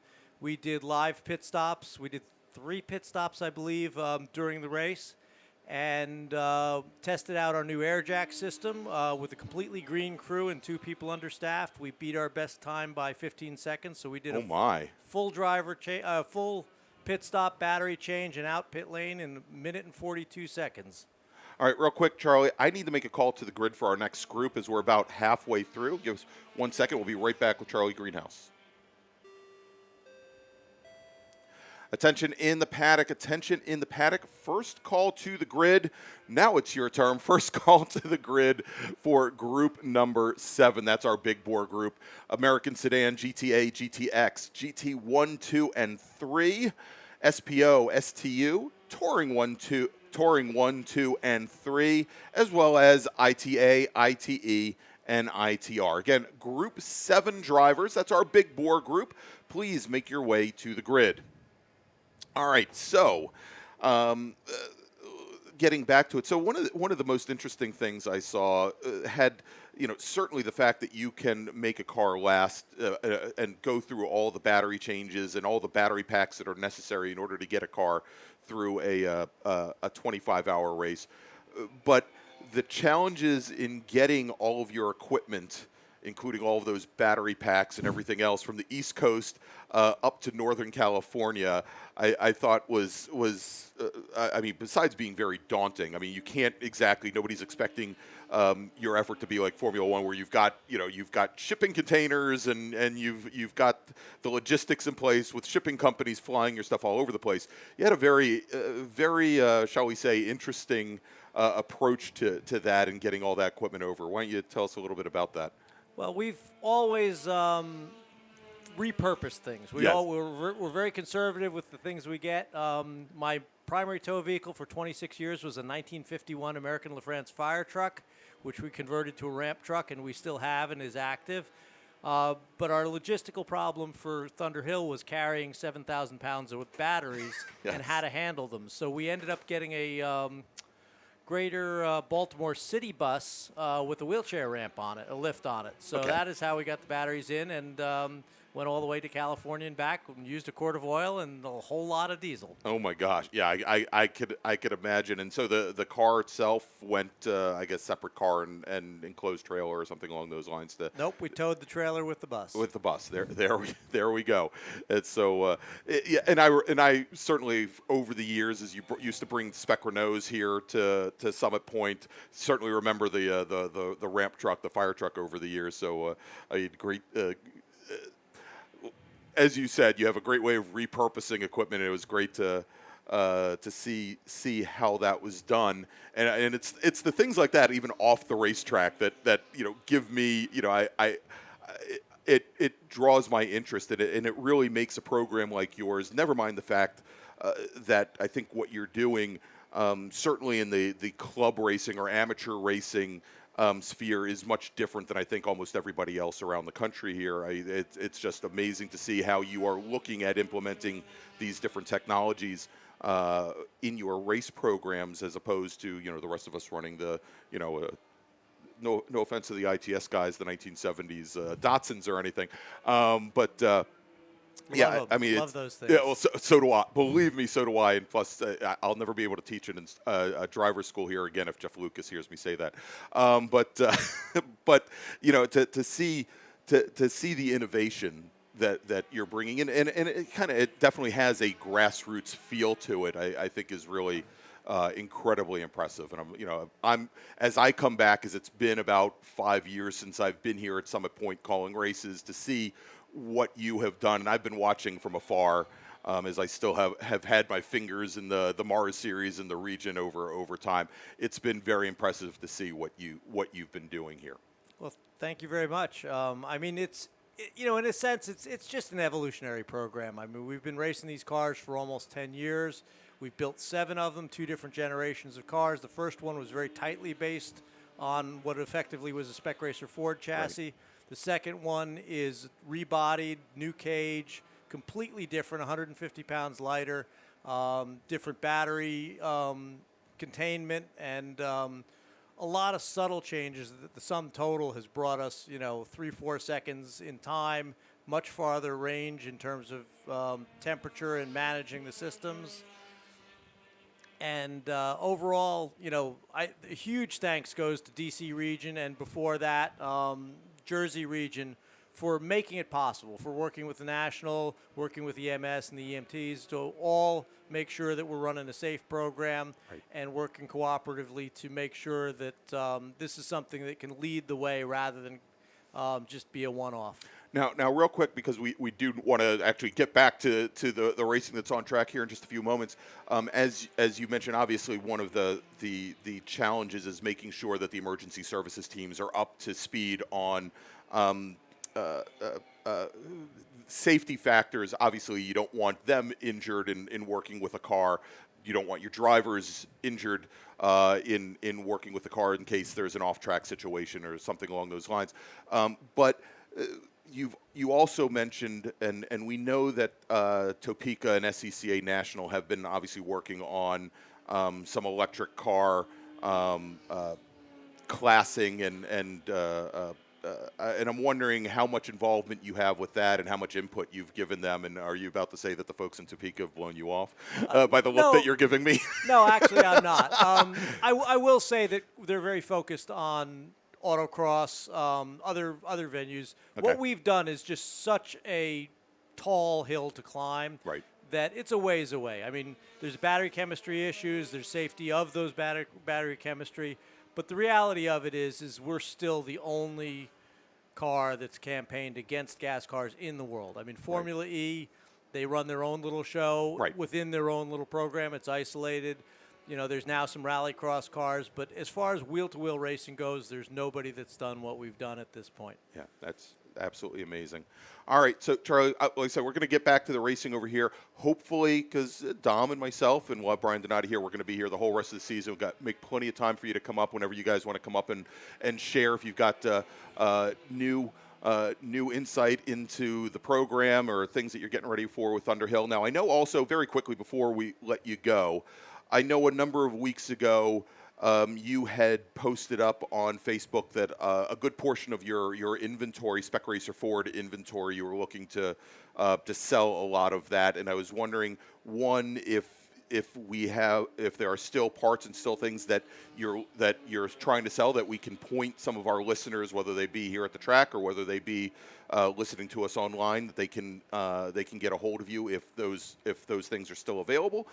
Also, what's the best way, other than besides coming and seeing you over in the EVSR paddock here at Summit Point during these race weekends? What's the best way? Because I'm sure that a lot of people would definitely like to find a way to get involved with the program, even if they're not going to be your crew out in California, that may, be interested in helping, or, perhaps they're electrical engineers in school and want to find out more about your program. How do they get in touch with you? EVSR.net is a great place to go. Charlie at EVSR.net. You can go to our Facebook page. And you bring up the point, right now we're not even looking for money. We're looking for some help and some support to make the program move forward. It's been a lot on my shoulders. It's been a long decade. And the truth of the matter is that we've reached our limits, not in terms of engineering or racing, but more in terms of putting it out in the world in a way that we can continue the program. The Peter principle dictates that, you're always going to be raised to your level of incompetence, and I have been there for a while. So. Yeah, I think I've been beyond it. All right, well, Charlie, it was great meeting you, sir, and thank you for coming along as well. And your name is? Jennifer. Thank you, Jennifer, for coming along.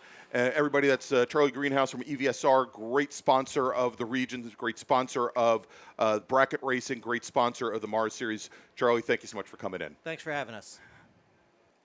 Excellent. All right, so Dom, why don't we fill everybody in on where we stand right now with our IT race here, as Mark Gibson continues to lead over Jeff Lucas in what was a very close race. Doesn't appear to be that close any longer. If you could fill the field in here, and I'll be back with you in a second. Yes, at the moment, as you mentioned, Greg, Mark Gibson has distanced himself from Jeff Lucas, and Chuck Bucheski runs third place overall and in ITS.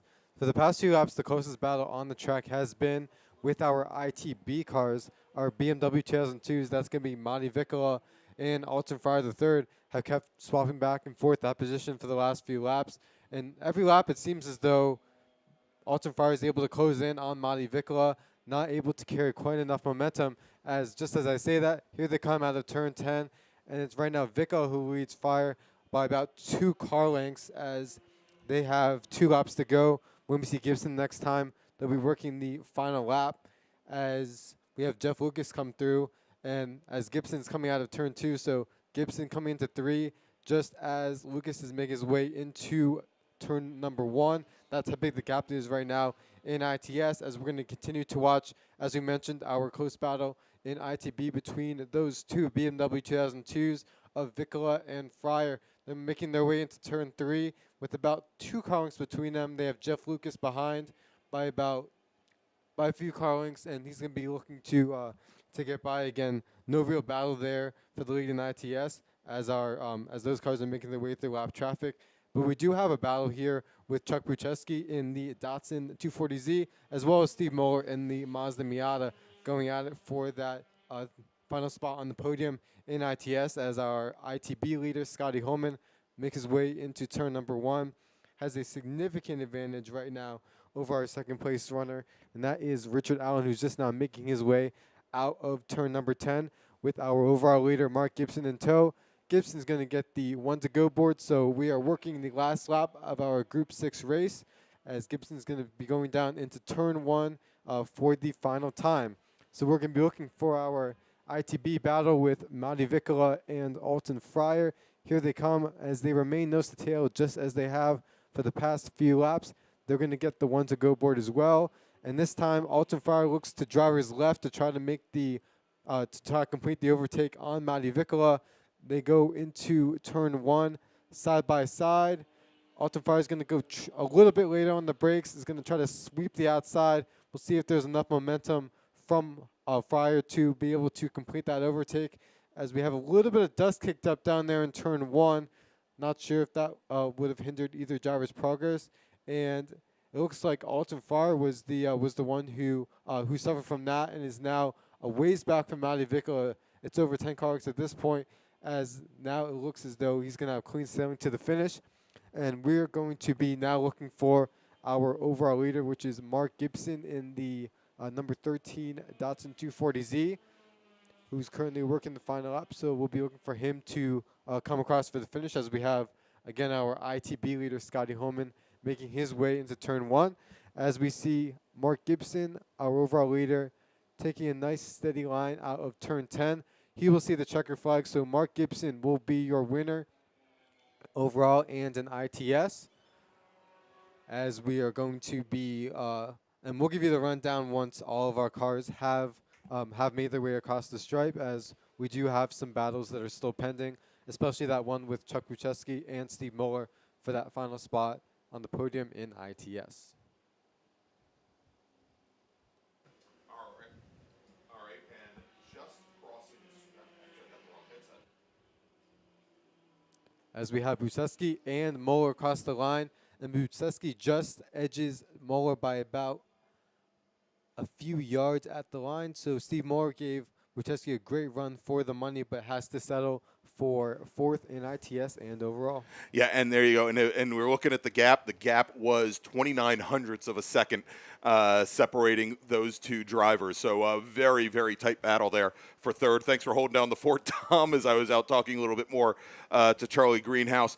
In ITB, did you cover the ITB finish yet, or are we actually still waiting on that? And there we are. Say we are still waiting on the ITB race. Coming across the stripe right now to take the win in his Mazda Protege is Scott Holman, driver of the number 69 car. And I believe that both Rich Allen and Matti Vicola might have already crossed the stripe after our winner, Mark Gibson. So Rich Allen in the number 44 Golf, he will finish in 2nd. Matti Vicola will finish 3rd in ITB. That leaves Alton Fryer just out of the money. And, of course, Mario Marino, your sole racer in B-Spec. Congratulations. You take the win. All right, so we're going to take another quick break, and when we come back, we will have our next race. So let me make a final call to the grid. See a ton of them on the grid. Thank God they didn't think they were ITB cars. But we've got our next group here, and that is Big Bore, so let's make that final call. Attention in the pit and paddock. Attention in the pit and paddock. Group number 7. Big Bore, that's American Sedan, GTA, GTX, GT1, 2, and 3, SPO, STU, Touring 1, 2, and 3, Prototype X, as well as ITA, ITE, and ITR. Please make your way to the grid. Again, Big Bore drivers, please make your way to the grid. All right, and so, Dom, let's take that quick break. When we come back, we'll talk about this Big Bore group, and we'll call it Big Bore and ITA, which I believe at this point has about half the field. And we'll be back with that race here in just a few moments from Summit Point Raceway. Thanks so much for joining us here for the June MARRS. I'm Greg Ginsburg along with Dom Mandiel, and we'll be back in just a few moments.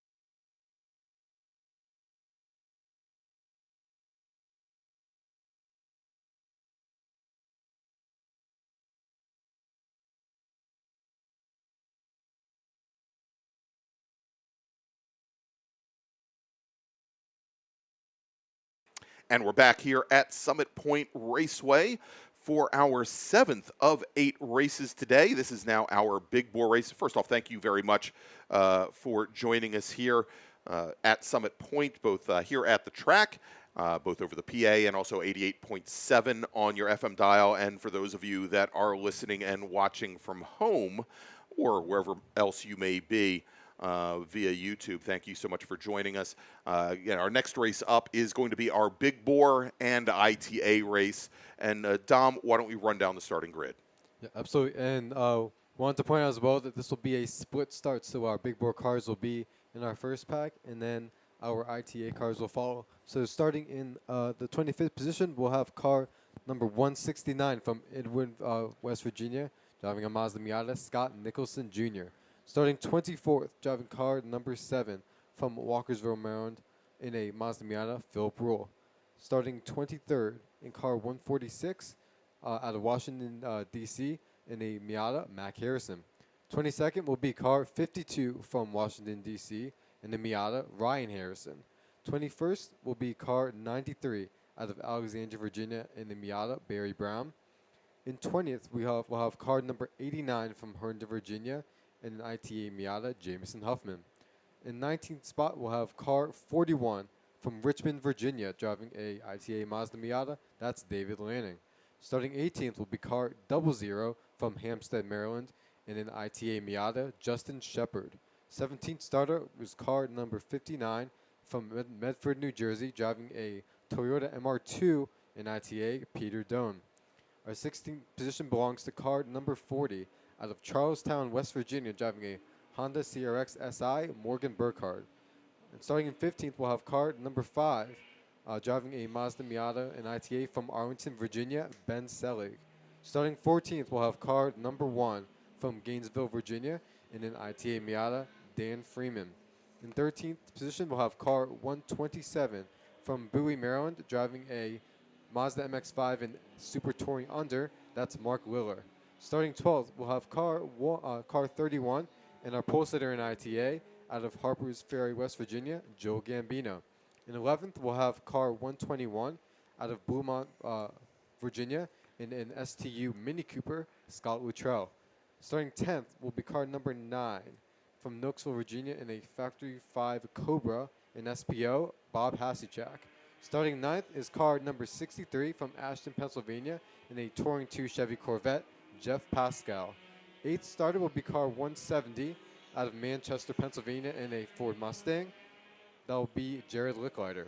Starting 7th, we'll have car number 50 from Hackettstown, New Jersey, driving a GT1 Chevy Corvette, Joe Foglia. Starting 6th, car 06 from York, Pennsylvania, in a Ford Mustang American sedan car. That is Dan Licklider. Starting 5th will be car 39 from Potomac, Maryland, and that's driven by Jerome Welt. Starting 4th, we'll have car number 15 from Leesburg, Virginia, driving a Spec E46 BMW in Touring 3. That's Greg Arsenal. And then 3rd, we'll have car number 72 from McKeesport, Pennsylvania, driving the number 72 Nissan 350Z. That'll be Michael Wichman. And on our front row, we'll have car 09, a Ford Mustang and American sedan from Fleetwood, Pennsylvania, driven by Brad Satow. And our pole sitter will be car number 17 out of Belmont, Ohio, driving a Chevy Camaro in GT2. It's Andrew Mistak.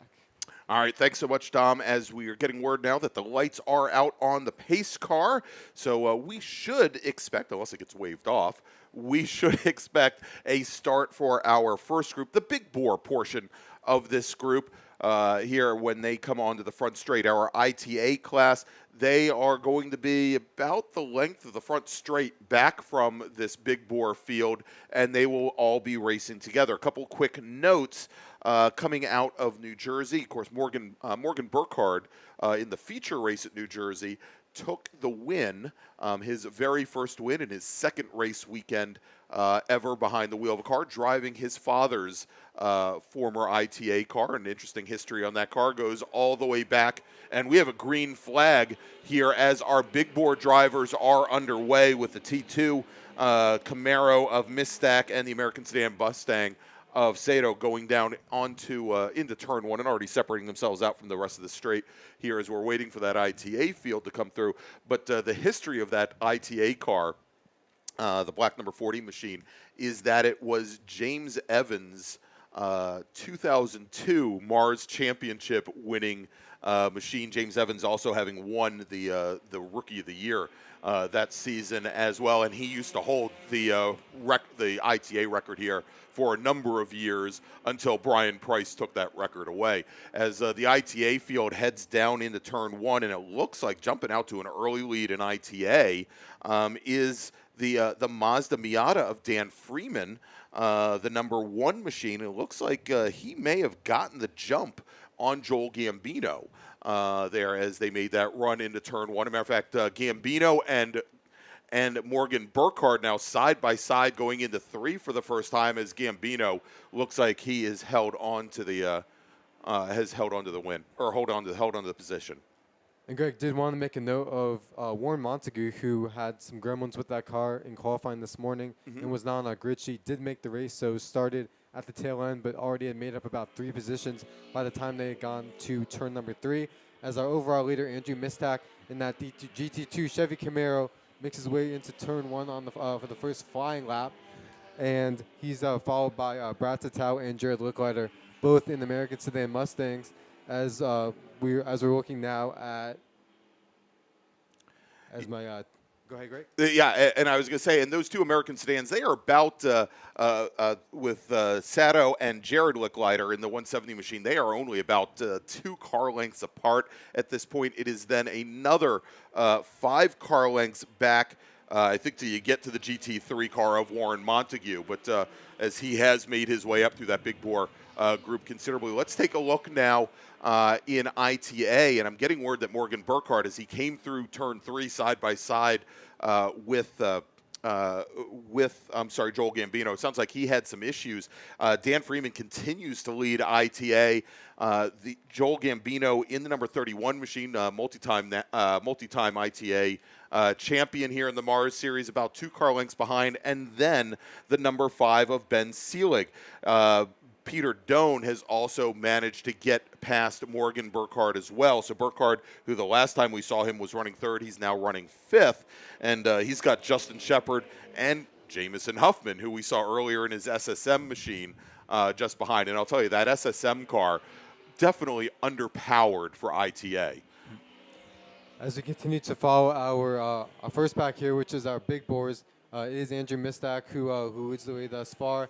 As we look back to our American Sedan Mustangs, that is Brad Satau, as well as Jared Licklider, who this last time around were a little more spread out than they were on the previous lap. It's now up to about 7 or 8 car lengths. And then from there back, we have our Touring 3 battle, which consists of Greg Arsenault in that Spec E46 BMW and the Nissan 370Z of Michael Wichman. They're running nose to tail, and they're followed closely behind by Bob Hasachak in that Factory 5 Cobra. As we turn our attention to our ITA cars, and Greg, as you mentioned, Dan Freeman got that great jump on the start and was able to hold on to that lead. But Ben Selig is about 3 car lengths back from there. And then, as you mentioned, Morgan Burkhardt had those issues on the back half of the circuit and is running 5th right now and is slowly rolling in 4th place. All right, and we talked earlier, you mentioned that Warren Montague had some troubles this morning, did not get a time in qualifying, started from the back of the big bore group. He is currently sitting on the pit lane in the yellow number 37 car, and the hood is not up, but I haven't seen that car move, and I haven't seen anybody walk around it either. But from the looks of it at this point, Warren Montague's race extended for 1 lap, and his day is now done. And a little background on this car for Warren Montague, I believe was acquired from Rick Ricker, who was running it for a number of years. And Warren Montague was the 2005 GT Light champion, the first year after the GT4 and GT5 classes were combined. So took the inaugural win for that combined championship. And that Toyota Celica that he was running got sold to Richard Barlow out of the New England region, who also runs a Triumph Spitfire and often competes at Lime Rock Park. So that championship winning car finding new owner, and this Toyota Celica that he's running now pretty similar to Chad Bacon's car, Yeah. who runs out of I believe North Carolina. North Carolina, area. yes, absolutely. He's a North Carolina region member. As a matter of fact, I saw Chad. Funny you should mention that because I was just down at Carolina Motorsports Park about 3 weeks ago for Majors and SARC combined weekend, and Chad was running the Celica there and ran fairly strong. Real quick, let's jump back to this ITA action here as we've got now Joel Gambino side by side with Ben Seelig, as Seelig had, for a short period of time, moved his way up into second position, but it looks like Gambino may have gotten the position back as they went into turn 3, Dom. Yep, and those two battling, however, has allowed Freeman to get a little bit of breathing room as we have our overall leader, Mistak, making his way already through some of the ITA traffic. So doesn't look like as though Andrew Mistak will have too much of a challenge from those behind, but he will have the added challenge of having lap traffic ahead as he's making his way down to down turn number 4 and into turn number 5. All right, as we take a look at a few of the other classes here in Touring 3 cars in the field. Greg Arsenault in that BMW 330 Ci. He is currently your leader by about 3 seconds over the Nissan 370Z of Michael Wickman. And then we've got Jerome Welty, who we saw a little bit earlier today, saw him in the bracket racing, running in his Spec Boxster. That also, again, is a T3 car, currently running in third, a couple seconds off of Wickman. And if we also then take a look at STU, we've got Scott Luttrell in his Mini Cooper in that supercharged car, big giant wing on the back. Currently your leader, and he's got about an 8-second advantage right now over Mark Liller. So a bit of a surprise for me that Liller in the 127 car is that far back, but I'm showing that not as, and as you mentioned, he's actually sharing, Mark's actually sharing the car with his father right now. So I was like looking and going, well, where's the neon? And Mark's in the same Miata that we saw a little bit earlier today. Now we did have a car go off over at turns 1 and 2, and heard that it might have made it to the tire wall, but then continue. And I'm trying to get a word, getting the car number on that. What? Did somebody get the number of that bus? So we'll try and get that again here in just a moment.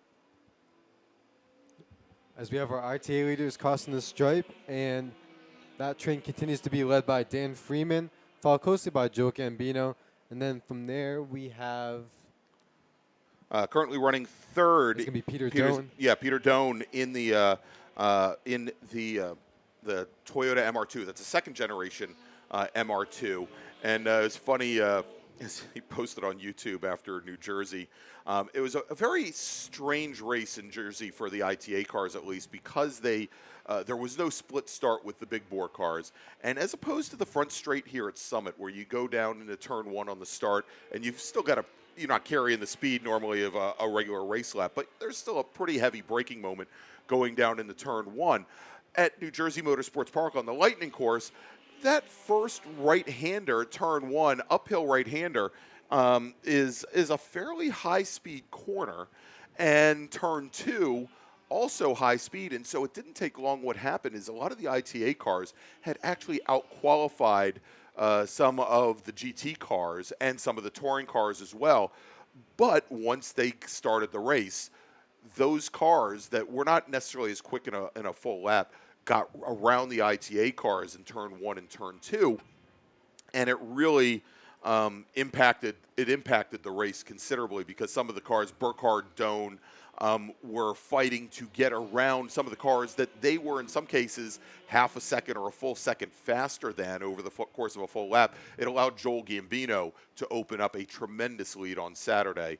On Sunday, I think some of the ITA drivers adjusted their lines a little bit in the first couple of corners on the very first lap to stop that from happening, and so we had some different results. But Peter Doan, going back to it, had mentioned that it was the only in this race on Sunday, there was one moment in time where he had gotten around Morgan Burkhardt, and then Burkhardt went on to win the race. But again, it was Doan actually getting balked, I think, by some of the big four cars. But things are really starting to tighten up in the battle for, it looks like in the battle for second in ITA as Freeman continues to stretch things out over the rest of the field.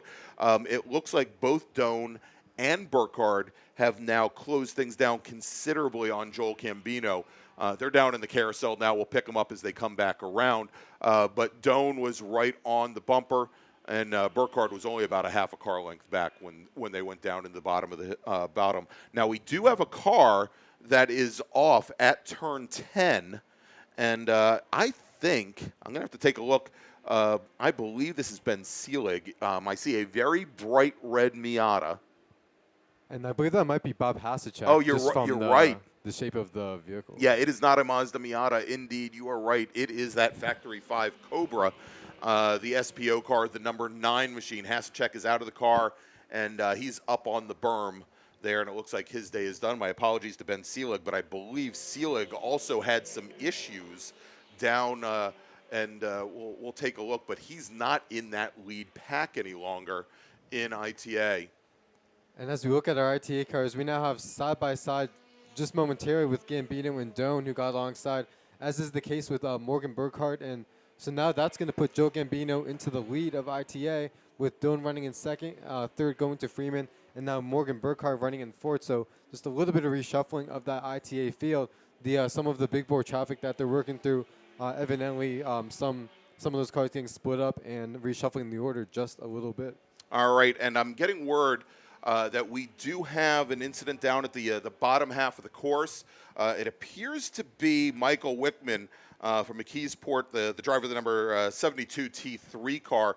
We do have emergency services vehicles standing up to respond. Wickman driving, as you mentioned, driving that Spec Boxster. And I suspect that we will likely, given what I heard down there, we may be going to a full course caution, but we'll see here. We do have 7 laps to go in this race, so quickly, Dom, let me make a call to the grid for our next group as we try to track down what the situation is going to be. Attention in the paddock, group number 8. And I think I got it right this time. Please tell me I got it right. I did get it right. Group 8. Spec Miata, this is your first call to the grid. Please start making your way to the grid. Group 8, Spec Miata, please make your way to the grid. And there you go, Dom. We are going to a full course caution here at Summit Point with 6 laps remaining in this 15-lap race. And Greg, something that I also made a note of when, as the cars are coming through, was that the ITA battle has turned in, now that they're going to be under the control of the pace car, has now turned into a 2-horse race. Gambino and Morgan Burkhardt were first and second, so something might have happened down there with Peter Doan as well as Dan Freeman, because they were not within touching distance of our top 2 when they came around this last lap. Yeah, and remember, of course, that Freeman had opened up that very early, very large lead. It was pretty much his race to lose. And so as we have 6 laps remaining when our overall leader, Andrew Mistack, driver of the number 17 Chevy Camaro, once he crosses the stripe, we will have 5 laps remaining as the safety car has been deployed and is on the front straight. And the cars that it's looking to pick up are our ITA leaders, Joel Gambino and Morgan Burkhardt. Okay, and getting word now that the safety car will be waving Joel Gambino, will be waving Morgan Burkhardt, and there is a third car as well right behind Burkhardt. Those 3 cars will be waved by as our leader, Andrew Mistack, in that bronze Chevy Camaro, is sitting 4th car in line currently.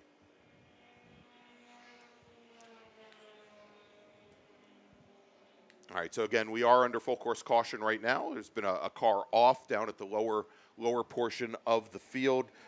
Driver, I believe, as I said, the number 72 machine, and emergency services equipment deploying as we speak. Of course, some of the vehicles had already head down there, and we have emergency services vehicles down at that end of the track for just such a reason.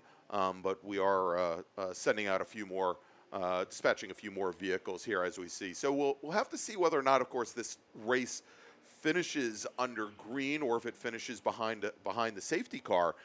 But as we saw there, didn't expect to see Dan Freeman out of this battle for the win, and Burkhardt, and we've seen that the CRX of Burkhardt may not have the straight line speed of Joel Gambino's Mazda Miata. That Miata has a very good heritage. Owen Scheffer's former MARRS championship winning vehicle, and I think Gambino came out the very first season he had the car and won a MARRS championship in it. And the CRX certainly, compared to the Miata, I think a little more limited, handling limited. Obviously got a lot of weight over the front nose, or over the nose of the car. The Miata, a much better balanced car. But Burkhardt's been driving the wheels off of it. And I think giving Gambino just over the first couple races, and even at the April MARRS, giving Gambino some pressure that he hasn't seen for a number of years. Absolutely, and something a lot what happens when SCCA touring classes in general is somewhat of a changing of the guard when it comes to when cars are competitive, and basically sometimes you go through evolutions where, for example, the past few years in ITA, the Mazda Miata has been the car to have. Right. Whereas now, Morgan Burkhardt coming into the class, some others, I know in the past, drivers like AJ Neely was very competitive in the class as well, and so Greg Ginsburg, of course. Yeah, maybe. But it's funny, as I was talking to some folks last night.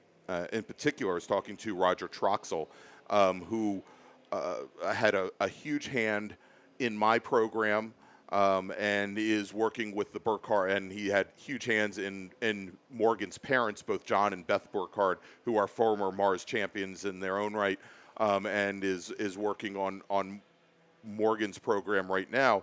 And I was telling Roger, in watching Morgan's videos or watching AJ Neely's, or going back when I was racing, pretty much known as the best ITA racer at the time, and certainly has shown as he moved away from ITA and has won multiple national championships, Joe Moser, that I could see in the video the differences. I may be very precise and have very good lines, and I make up a decent amount of time over other drivers that way.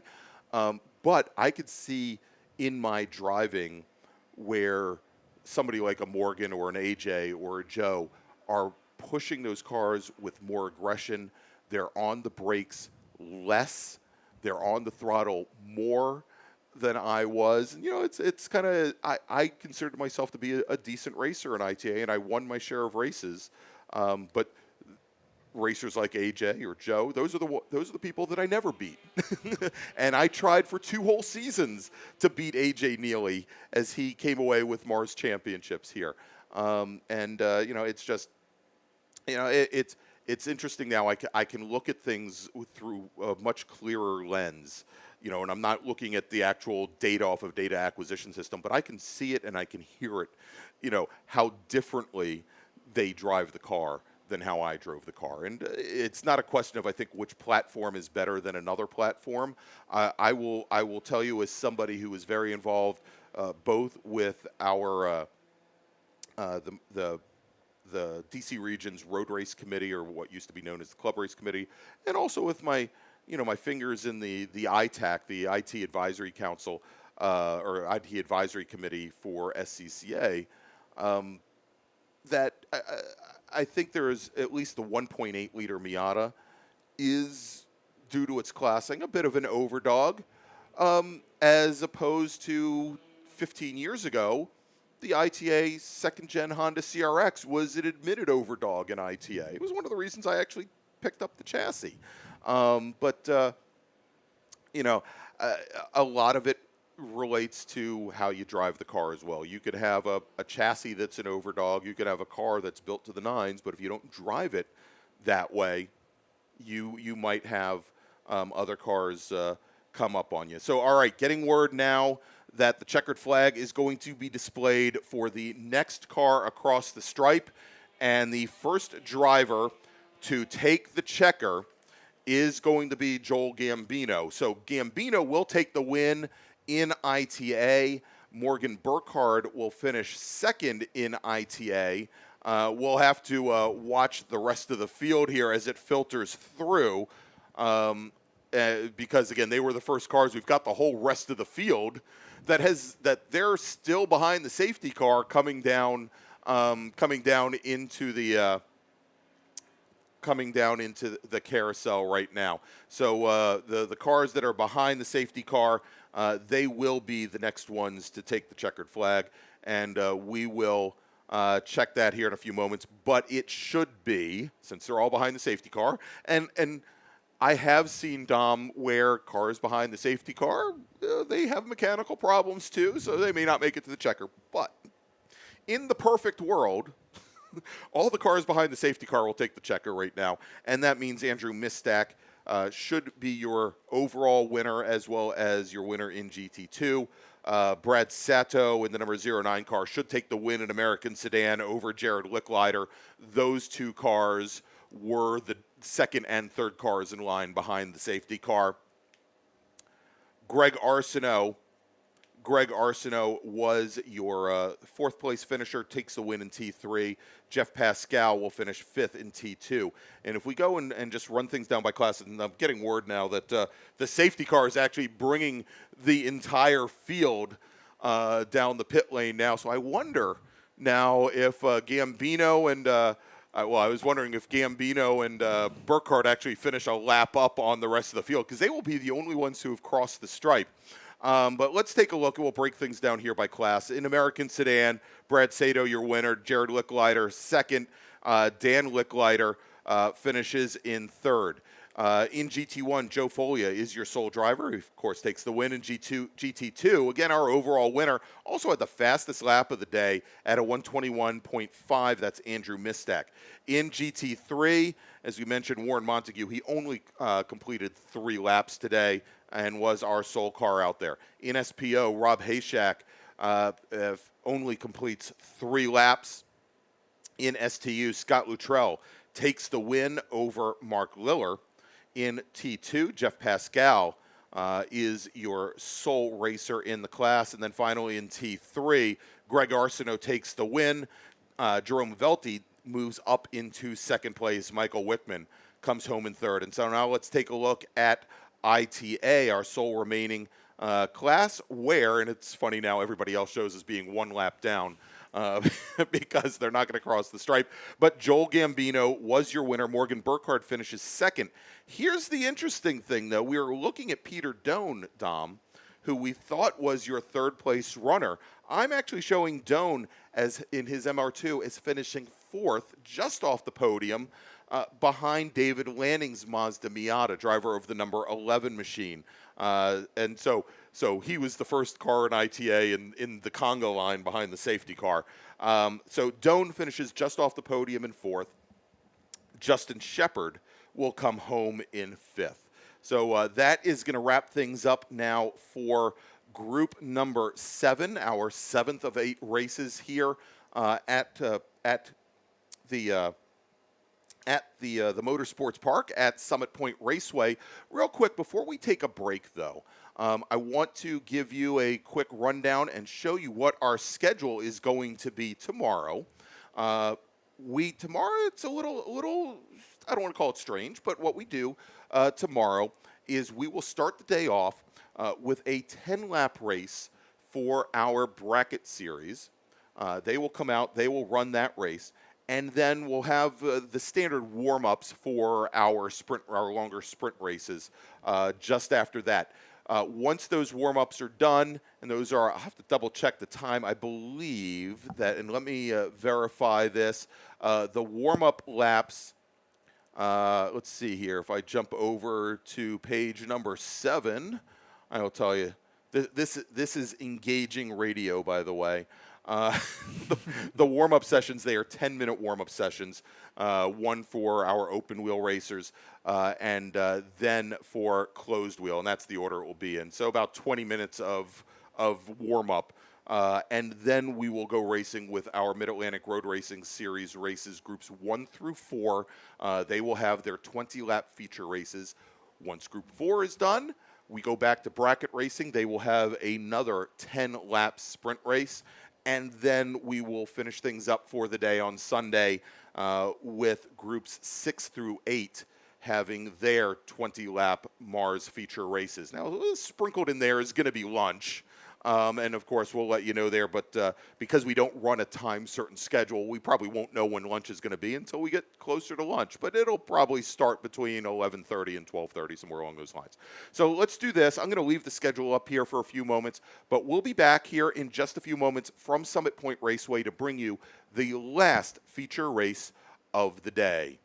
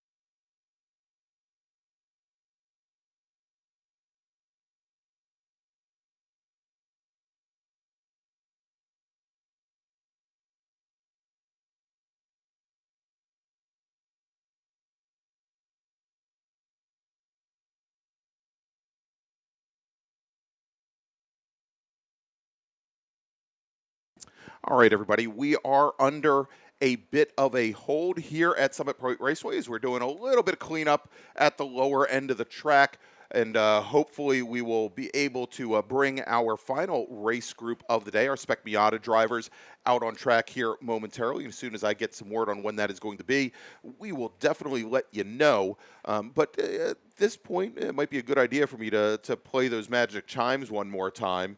I would think that these drivers all know where they need to be, but in case they don't,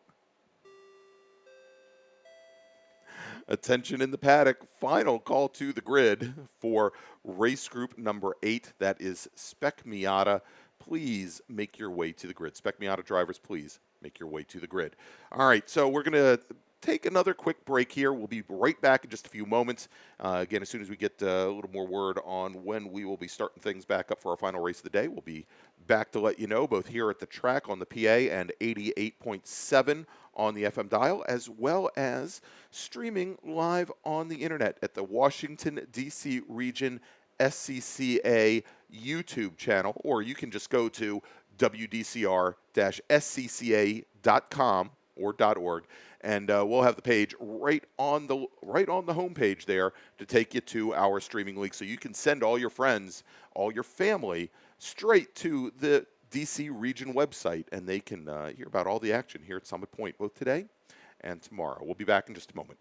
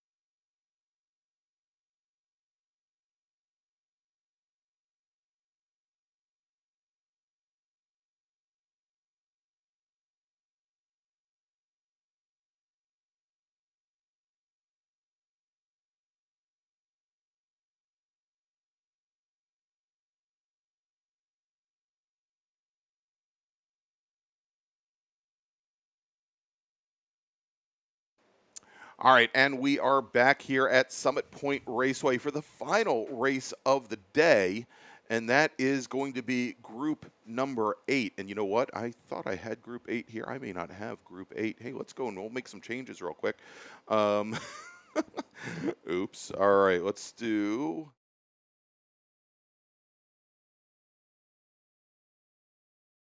Let's see.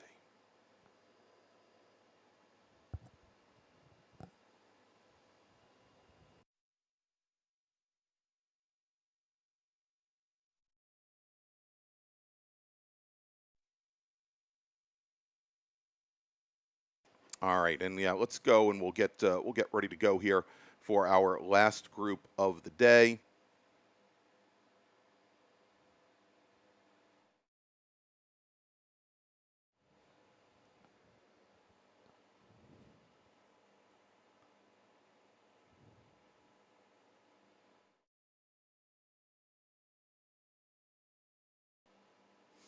There we go. Now I think we're in much better shape as we get ready for our last group of the day. Still battling technology here for the first time. And again, I apologize for everybody listening to us down the track. And if we've had some issues with volume down there, again, my apologies. We're going to try and get things worked out so that we are much better tomorrow.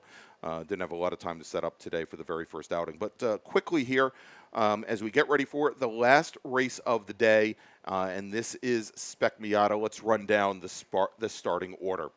Starting 18th today, from representing the New England region and Windsor Customs, driving the number 32 machine from New York, is Mark Bertuccio. Starting 17th today, driving the number 111 machine, also from New York, except this time representing the New York region, it's Akio Akula. Starting 16th, driving the number 38 machine from Weehawken, New Jersey, representing the northern New Jersey region, also in a car prepped by Windsor Customs, it's Isaac Jordan. Starting 15th, driving the number 54 machine, representing Glass Jacobson Financial Group from Owings Mills, Maryland, it's Michael Cohen. Starting 14th, driving the number 24 machine from Clemens, North Carolina, and we'll talk about this in just a moment. Lauren Bralier, running, and I think we'll have a bit to talk about because I saw her just a few weeks ago at Carolina Motorsports Park, but not in a Spec Miata. We'll talk about the car that she was driving in just a little bit. Starting 13th today, driving the number 55 machine from Germantown, Maryland, it's Austin Butts. Starting 12th, driving the number 95 Mazda Miata, the Classic Car Manhattan, Windsor Customs Mazda Miata from New York, New York, it's John Jenkins. Starting 11th, driving the number 34 machine from Colts Neck, New Jersey, representing the northern New Jersey region, it's Thomas Paulino. Starting 10th, driving the number 2 Mazda Miata from BDL Motorsports and Falmouth, Virginia, David Henderson. Starting 9th, driving the number 6 Cornerstone Financial Advisors Mazda Miata from Oakland, New Jersey, it's Shauna Lamena. Another former student of mine. Starting 8th today, driving the number 78 Mazda Miata, the Cahill Racing Mazda Miata from Christiansburg, Virginia, Ted Cahall. Starting 7th, driving the number 44 Structural Rehabilitation Group Miata from Durwood, Maryland, it's Kip Gaynor. Starting 6th, driving the number 88 Cornerstone Financial Advisors Group Mazda Miata from Oakland, New Jersey, it's Michael Lamena. Starting 5th, driving the 00 car from Elk Ridge, Maryland, it's David Levin. Starting 4th, the outside of row number 2 from Centerville, Virginia, representing Minnie's Mission and Performance Auto Works, it's Glenn Evans. Starting 3rd, driving the number 69 Cvet Windsor Customs Mazda Miata from Darnestown, Maryland, Jeremy Butts. And your front row today in Spec Miata, driving the Hot Stuff Racing Mazda Miata from Sparks Glen Cove, Maryland, it's John Hotz. And your pole sitter today, driving the number 18 BK Motorsports Rossini Racing Engines Mazda Miata from Ballston Lake, New York, representing the Mahoning Valley, that's not the Mahoning Valley region, I'll get that in a few moments, but your pole sitter today with a qualifying time of 1:26.322, it's Evan Carl. All right, so Dom, drivers are on the pace lap right now, and let's talk a little bit here for a moment. about Lauren Bralier. I was a little surprised to see her on the grid sheet and out for qualifying this morning, because she's been making a name for herself, not in Spec Miata of late, but in Formula V of late. Now, obviously, if she brought the V out and raced here, she would have been the only Formula V this weekend racing. So, I mean, racing in another class that puts a heavy reliance on the draft, like Spec Miata, I think is probably the way to go, and a suitable replacement. But she's been doing very, very well. She took the win, the Majors win at Carolina Motorsports Park, and this is now 3 weeks ago, over some very accomplished Formula V racers. And she is, at a very young age, shown herself to be very competent. Absolutely, and the cool thing about the Formula V that she's driving is used to be Gary Cattell's car. Yes. And Gary Cattell was a very formidable driver in his own right, and that car holds the Formula V track record. So, and real quick before we get started, I believe she's also driving Camden Gruber's car. Yes. He's we've been piloting Camden, of course, at the June Sprints this weekend as we get That's ready right. for our Spec Miata start here. That's right. And Gruber actually raced at CMP a couple of weeks ago as well, as we've got, and representing Panic Motorsports. So green flag is in the air, and John Hotz, as well as our pole sitter, Evan Carl, off to a pretty clean start. Carl was about a nose up at the line, very, very close, but both rows very tightly packed going into turn one, and it looks as though, as you would expect, Evan Carl in the red and white number 18 machine, he gets an early jump on John Hotz. We'll have to see as they come out of two whether or not Hotz got boxed out. He did not. Looks to the inside of Carl going into three, cannot make the move. Sitting third right now is Jeremy Butts in the 69 machine. And Dom, it looks as though Butts, who had issues earlier today, we saw in the bracket racing. No, not the bracket racing. Where did we see it was in the STL race, and he had pulled off after 2 laps. Looks like Butts has gotten that car back up and running for Spec Miata. And Greg, as I was running through my list of SCCA regions, the Mohawk Hudson Thank you. is the region that Thank you. our pole sitter Evan Carl hails from. There we go. I am forever getting that, and I was about to say Mahoning Valley region, which I guess if I was from Ohio, would be the place to call. But thank you very much. All right, leaders coming out of 10 here to complete lap number 1, and your leader still, Evan Carl, who now moves all the way to the inside and weaves back across. He's got about a 4 or 5 car length advantage right now over John Hotz in the white number 63 machine, but that does indeed close back up as they go under braking into car number 1. It's Carl, Hotz, Butts all together. David Levin in the 0-0 machine under braking started to close up, and we've got a lot of dirt in the air over by turn 1, and it looks like we have a new leader, John Hotz. And then we do, Greg, it is Hotz leading the way, and Jeremy Butts able to get by Evan Carl as well. And now the 0-0 of David Levin has a run as well, as Carl and Levin go side by side up into 3 and then down into 4th place. And we spoke about Lauren Breller at the start. Also took Kirk Nestis's Volkswagen out for an endurance event at VIR just a few weeks ago as well. So that's right. You know, whether it's open wheel, whether it's spec class, whether it's touring cars, definitely getting a lot of experience. A lot of experience in a lot of different platforms, front-wheel drive, rear-wheel drive, you name it. So the driver that went off at turn 1, that was indeed Evan Carl, who has, as you mentioned, now given up a couple of spots here at the front of the field. He was all 4 wheels off on the outside of turn 1, so it sounds like he might have gone into 1 a little on the hot side.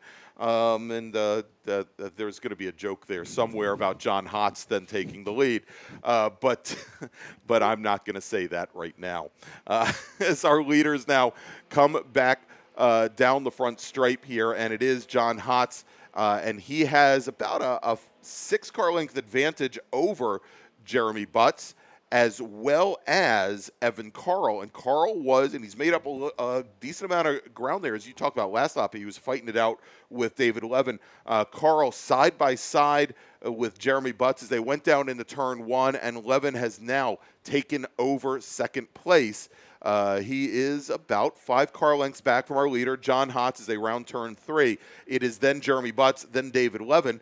Kip Gaynor and Glenn Evans keeping very close to that to the front of the field there as well. But, you know, as we looked at qualifying times where Carl at that 126.322 was almost 0.3 of a second faster than John Hotz's qualifying time, we may see that 5 or 6 car lengths disappear somewhat quickly. And, you know, we saw Carl dispatch with Glenn Evans pretty quickly. And something that's happened with Spec Miata, while there are different options you have for both generation and engine prep, it seems that in Spec Miata right now, if you want to be competitive, you go with E Street Racing, you go with X Factor and Rossini Racing, which is what Evan Carl is running. So a few different prep shops as far as engines go in Spec Miata, as we do have our overall leader John Hotz going into turn 1 with about 2 car lengths right now over Evan Carl, and then following closely behind in 3rd and 4th place is going to be it was Butts and Levin, and as they came across the stripe, they were nose to tail. That's how they stand right now. About 3 car lengths back from there is the green number 44 machine. Actually, it's not the green. Yeah, it is the green 44 machine of Kip Gaynor. Another one of the great instructors that we have. I've been instructing with Kip at the driver's schools here for years and years and years, and he was doing it long before me. And behind him, Michael Lamena. Lamena coming off that run in STL earlier today. So we'll see here. Carl, that last time by, did run the fastest lap. Now, granted, we've only completed 3 laps, but he ran the fastest lap of the race. And what did I say that the margin was between he and John Hotz in qualifying? 0.3. Carl ran a 127.077, and John Hotz ran a 127.370. So just short, just a couple thousandths short of 0.3 separating them. And here we go as they come onto the front straight, Dom. Carl right up on the rear of that 63 machine. Absolutely, and now as they go into turn 1, Carl's going to look to the inside of Hotz, and they're going to go door to door into the braking zone. And at the moment, Carl has the nose ahead and is going to take over that top spot. And following behind them are going to be Jeremy Butts and David Levin. However, they're about 3 car lengths back as they make their way out of turn 1. And this time through, John Hotz decides to stay right behind Carl on the run up to turn 3. The same can be said about David Levin on the back of Jeremy Butts. We then have Kip Gaynor about 5 car lengths back from there to round out the top 5. As we have a few more battles back here, we have a 3-way battle here between Sean Lamena, Tom Polino, and then Austin Butts, the son of Jeremy. Yes. And it's so interesting for me coming back after all these years to find these familial battles going on. We've got the Buttses, we've got Michael and Shauna Lamena, and of course Shauna got her competition license now. I believe we're looking at 2, possibly. I'm getting old. My memory goes. But as I said, she was one of my students at driver school. I believe this is her 3rd year of competition here in SCCA. As our leaders make their way out of turn number 10, led by Evan Carl with John Hotz, 5 car lengths back. We're running nose to tail across the start-finish line. We have Jeremy Butts and David Levin. This time, Levin is going to go to the inside, and they're going to go side by side into the turn 1 braking zone. And at the moment, Jeremy Butts stays ahead, but David Levin has enough momentum to make the inside overtakes to move David Levin up into 3rd place as Evan Carl and Hotz make their way out of turn 2 and up to turn 3. That distance opens up to about 2 car lengths from Carl back to Hotz. And then we're going to go side by side with David Levin and Jeremy Butts. And they're going to continue going door to door as they make their way down the hill with Kip Gaynor about 3 car lengths back, running in 5th. All right, here is, and as we look here a little bit further back in the field, you mentioned Butts. Now let's take a look. Since we talked about her early on, and see where Lauren Bralier is doing right now. She started 14th. She is currently running 15th. Both she and Michael Cohen had swapped positions, I believe, on the start going down into turn number 1. But definitely holding her own here currently in the field. And David Henderson, driver of the number 2 machine, good to see him out here as well, as he is currently sitting in 10th. He has made up 1 position since the start. Now Glenn Evans, who we saw start up at the very front of the field, starting in 6th, he has now fallen back into 10th position here. But for the moment, it really looks to be a breakaway at the front of the field, as we've got Carl and Hotz now have really separated themselves out from Butts, Levin. And by the way, Butts and Levin have now picked up Kip Gaynor, as well as Michael Lamena. It is a 4-car battle there, and if we take a look at it now, side by side, going into 3 are Butts and Levin. Absolutely, Greg. And now Kip Gaynor and Michael Maynard are drafting, and Levin drops right side tires into the gravel, was able to keep going, but lost a bit of momentum. And so Butts and Levin are going to go side by side down the chute, so they're going to have to get that sorted out. Hopefully get that sorted out by the time they get to 5. All right, so as we continue to watch here, we are now about 6 laps in to this race. Evan Carl continues to have that fast lap time on the board, and about go figure, about 35 hundredths of a second up on John Hotz. But Hotz has been able to stay close to Carl. He hasn't lost the pace, and seems to be making up quite a bit, especially when they come out onto the front straight here in the draft. But now Hotz runs a little wide coming out of 10.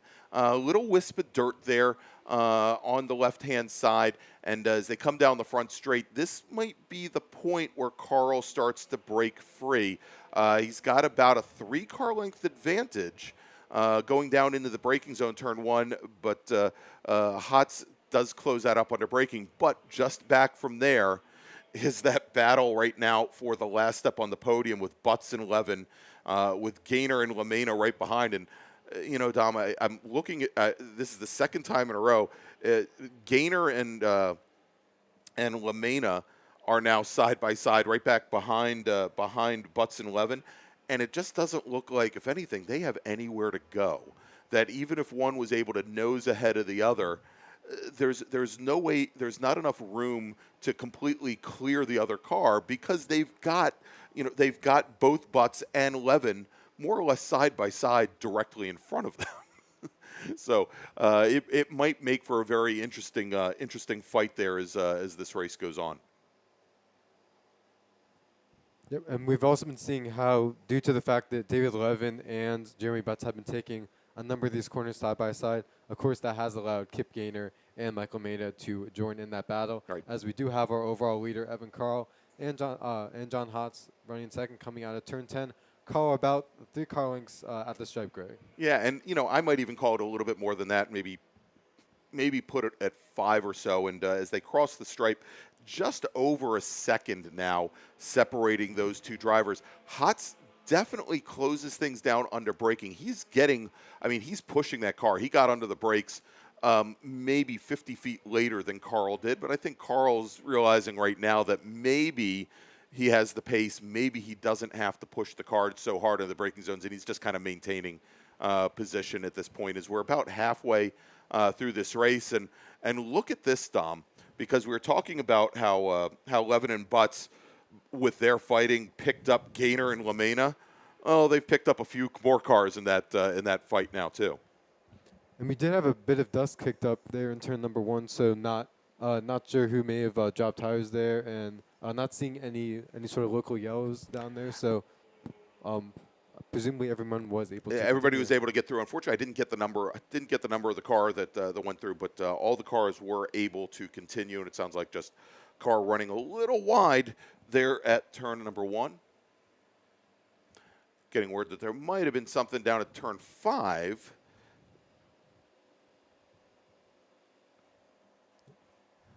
Yeah, we got Evan Carl coming out of turn 10, and just like the last lap, Carl continues to open up that advantage over Hotz. Probably put that now at about, I'd say around 8 car lengths or so as they make their way down to turn number 1. And David Levin, likewise, is opening it up over Jeremy Butts for 3rd and 4th spot.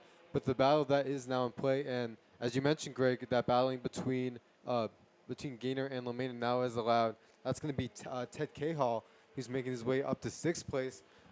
Ted able to gain a lot of that advantage again from the battling between those two drivers ahead, as we have Levin and Butts making their way into turn number 3, and now Gainer has Ted Cahall right on his bumper as they make their way up into turn number 3, and Michael Mann is just about a car length back from there. Yeah, so great battling going on there. Got word. So our leaders had started to come up on some of the drivers at the rear of the pack.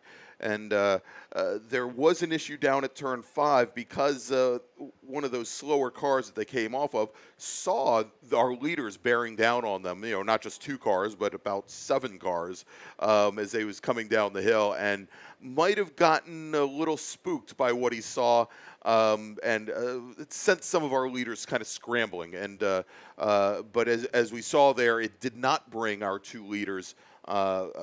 Our 2 leaders, Carl and Hotz, back to the rest of the field. They've been able to maintain, if anything, maybe open that gap up a little more, as there's now about 8 full seconds separating our top pair from that, now turning into what, about a 6 car or 5 to 6 car battle for 3rd.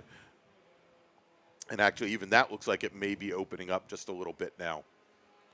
And Greg, as we do monitor our on-track action, despite the fact that there are 5 laps to go, and as we know, anything can happen, Jeremy Butts coming into this weekend was the points leader in for MARRS Spec Miata. So John Hotz will, if the positions do hold as they stand right now, will be able to make up some ground as of course, John is running in 2nd with Jeremy running back in 4th place. As we have that battle with Gainer, Cahall, and LaMena making its way, those 3 seem to, despite being at the moment out of contention for a podium, seem to be the most highly contested battle on the track at the moment. That's right. That is right. And so far we have some drivers here that are in the points that I did not expect to see this weekend. Well, I'll use as an example here, a quick example. Nick Bruni, currently running 15th in the championship. I believe he is up at the June Sprints this weekend running with his E Street Racing teammates. Of course, Nick Bruni finishing 2nd at the National Championship runoffs this past year at Indianapolis Motor Speedway, finishing 2nd to Preston Pardis, who came away with now his 3rd national championship. But as you said there, Butts, and currently the margin here is, and we'll see how things play out after today's and tomorrow's races, Jeremy Butts with currently a 65-point advantage over Levin, and then from Levin back to Ted Cahall, who's currently running 3rd in the points.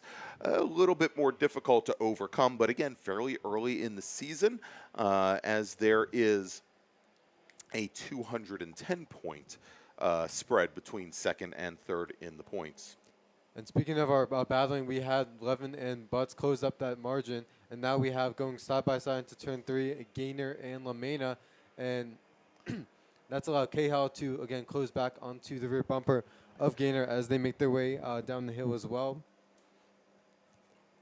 And so as we've been watching all of this racing unfold, it seems that Jeremy Butts is able to, for the past few circuits around this track, been able to, I think, get more into the mirrors of David Levin, whereas before he was really, he had trailed off just a little bit, finding a little more speed as we're reaching the penultimate round. Exactly, and you know, as I mentioned, where the drivers started to have some trouble with 1 or 2 of the slower cars in the class, it did, as they made their way past, start to separate a couple of those drivers out.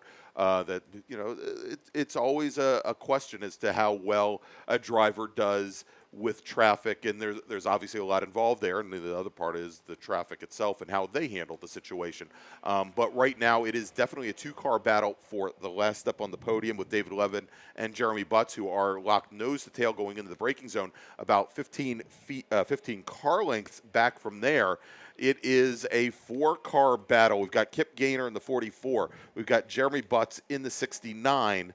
And we've got Ted Cahall and also Glenn Evans now part of that battle. And right now we're looking at Gainer and LaMena side by side going into 3.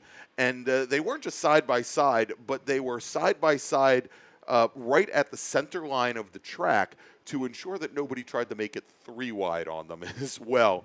But a great little battle going on there. And again, that right now is for 5th position. Yep. And as you mentioned, Glenn Evans able to join that battle as well. Glenn was running a fairly lonely race at the beginning, but now when the customer line will have 2 laps remaining. And Evan Carl, our leader, does have the race's fastest lap at 1 minute 26. 580 is the best lap. The last lap was a 126.9, so about 4/10 of a drop off there. And then John Hotz this last lap was into the 127.1, so about a tenth off from Evan Carr was John Hotz on the last circuit. All right, as our leaders come down the front straight here, and we have now 2 laps remaining, I believe, here. We have completed 13. We are working lap 14 as Evan Carl now has opened up about a 10-car length advantage over John Hotz. Actually, I'd put it closer to about 6 car lengths, pardon me, as they head down to the bottom half of the course. But nose to tail, lock nose to tail, Jeremy Butts and David Levin in the battle for the last up on the podium there as Butts continues to hold off the 0-0 car 11. And then that battle right now for 5th. And it looks like for the moment, LaMena, Dom, has managed to get the best of Kip Gaynor, so we can move him up into 5th position. Yep. And it's hard enough to keep one car at bay, but when you're trying to deal with the whole train of cars, and again, because of this class being so dependent on drafting and all the cars being very equal in performance, it's easy to get freight trained and be a sitting duck in a lot of cases. Yeah, I mean, it's if you're foolish enough to go through a corner, a fast corner. I mean, we haven't seen anything yet from drivers coming out of turn 10, but as we always teach drivers at driver school, you go through there side by side, and there's another driver behind you. And heck, even if you go through a slower corner side by side, you're punching a hole that's all in the air that's almost twice as big as if it was just a single car. And the best place to be is that 3rd car in line. As long as there is space for you to get by on the sides. And right now, both LaMena and Gaynor are making it kind of difficult for any car that may be behind them to sneak by. As we follow our 3rd and 4th place battle, that's going to be Jeremy Butts and David Levin. Butts take a look to the inside on Levin as they went across the stripe. However, Levin had the momentum to stay ahead as we are working on the final lap of this race. And it's going to come down to who gets that final spot on the podium. Is it going to be David Levin or it's going to be Jeremy Butts? As we move back to our 5th, 6th, 7th, and 8th place runners, Michael Mena has distanced himself from K-Hall, Gaynor, and Evans. But K-Hall and Gaynor were running nose to tail, and Glenn Evans was just about a car length back from there.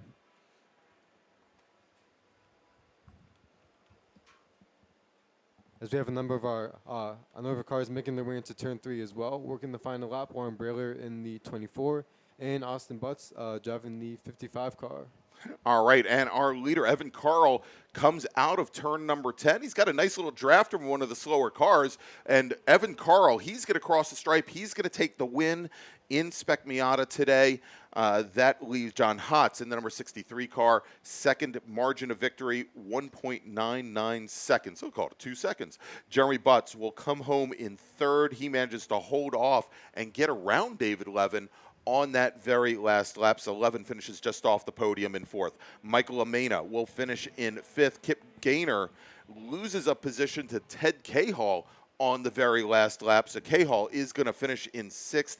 Gaynor, who started 7th, he finishes 7th after having run as high as 4th. Glenn Evans will finish in 8th. David Henderson finishes 9th. And John Jenkins, driving the number 95 machine, he will come home in 10th. All right, so Dom, that's going to wrap things up for us here today from Summit Point. We will be back here tomorrow with all of the action from the track. Cars will be on course. First race of the day is going to be our bracket racing. It's going to start at 8:15. I'm going to go and I'm going to throw the schedule up here so you all can see exactly what that schedule is. Again, cars on course at 8:15. We're going to have our first bracket race. Then we'll have 20 minutes of warm-ups for our open and then closed wheel sprint races. Then we'll have MARRS races for groups 1 through 4. Those are 20-lap races. Our bracket racers will be back again with a second 10-lap sprint, and then we'll wrap things up with our final 3 MARRS races. So for Dom Mandiel, I'm Greg Ginsberg. Let's thank some of our sponsors, Radial Tire Company, EVSR. I want to thank Charlie Greenhouse for coming into the booth and talking with us for a while, as well as OG Racing. And we will be back tomorrow morning at 8:15 a.m. Thanks for listening to us all today, and have a great evening, everybody.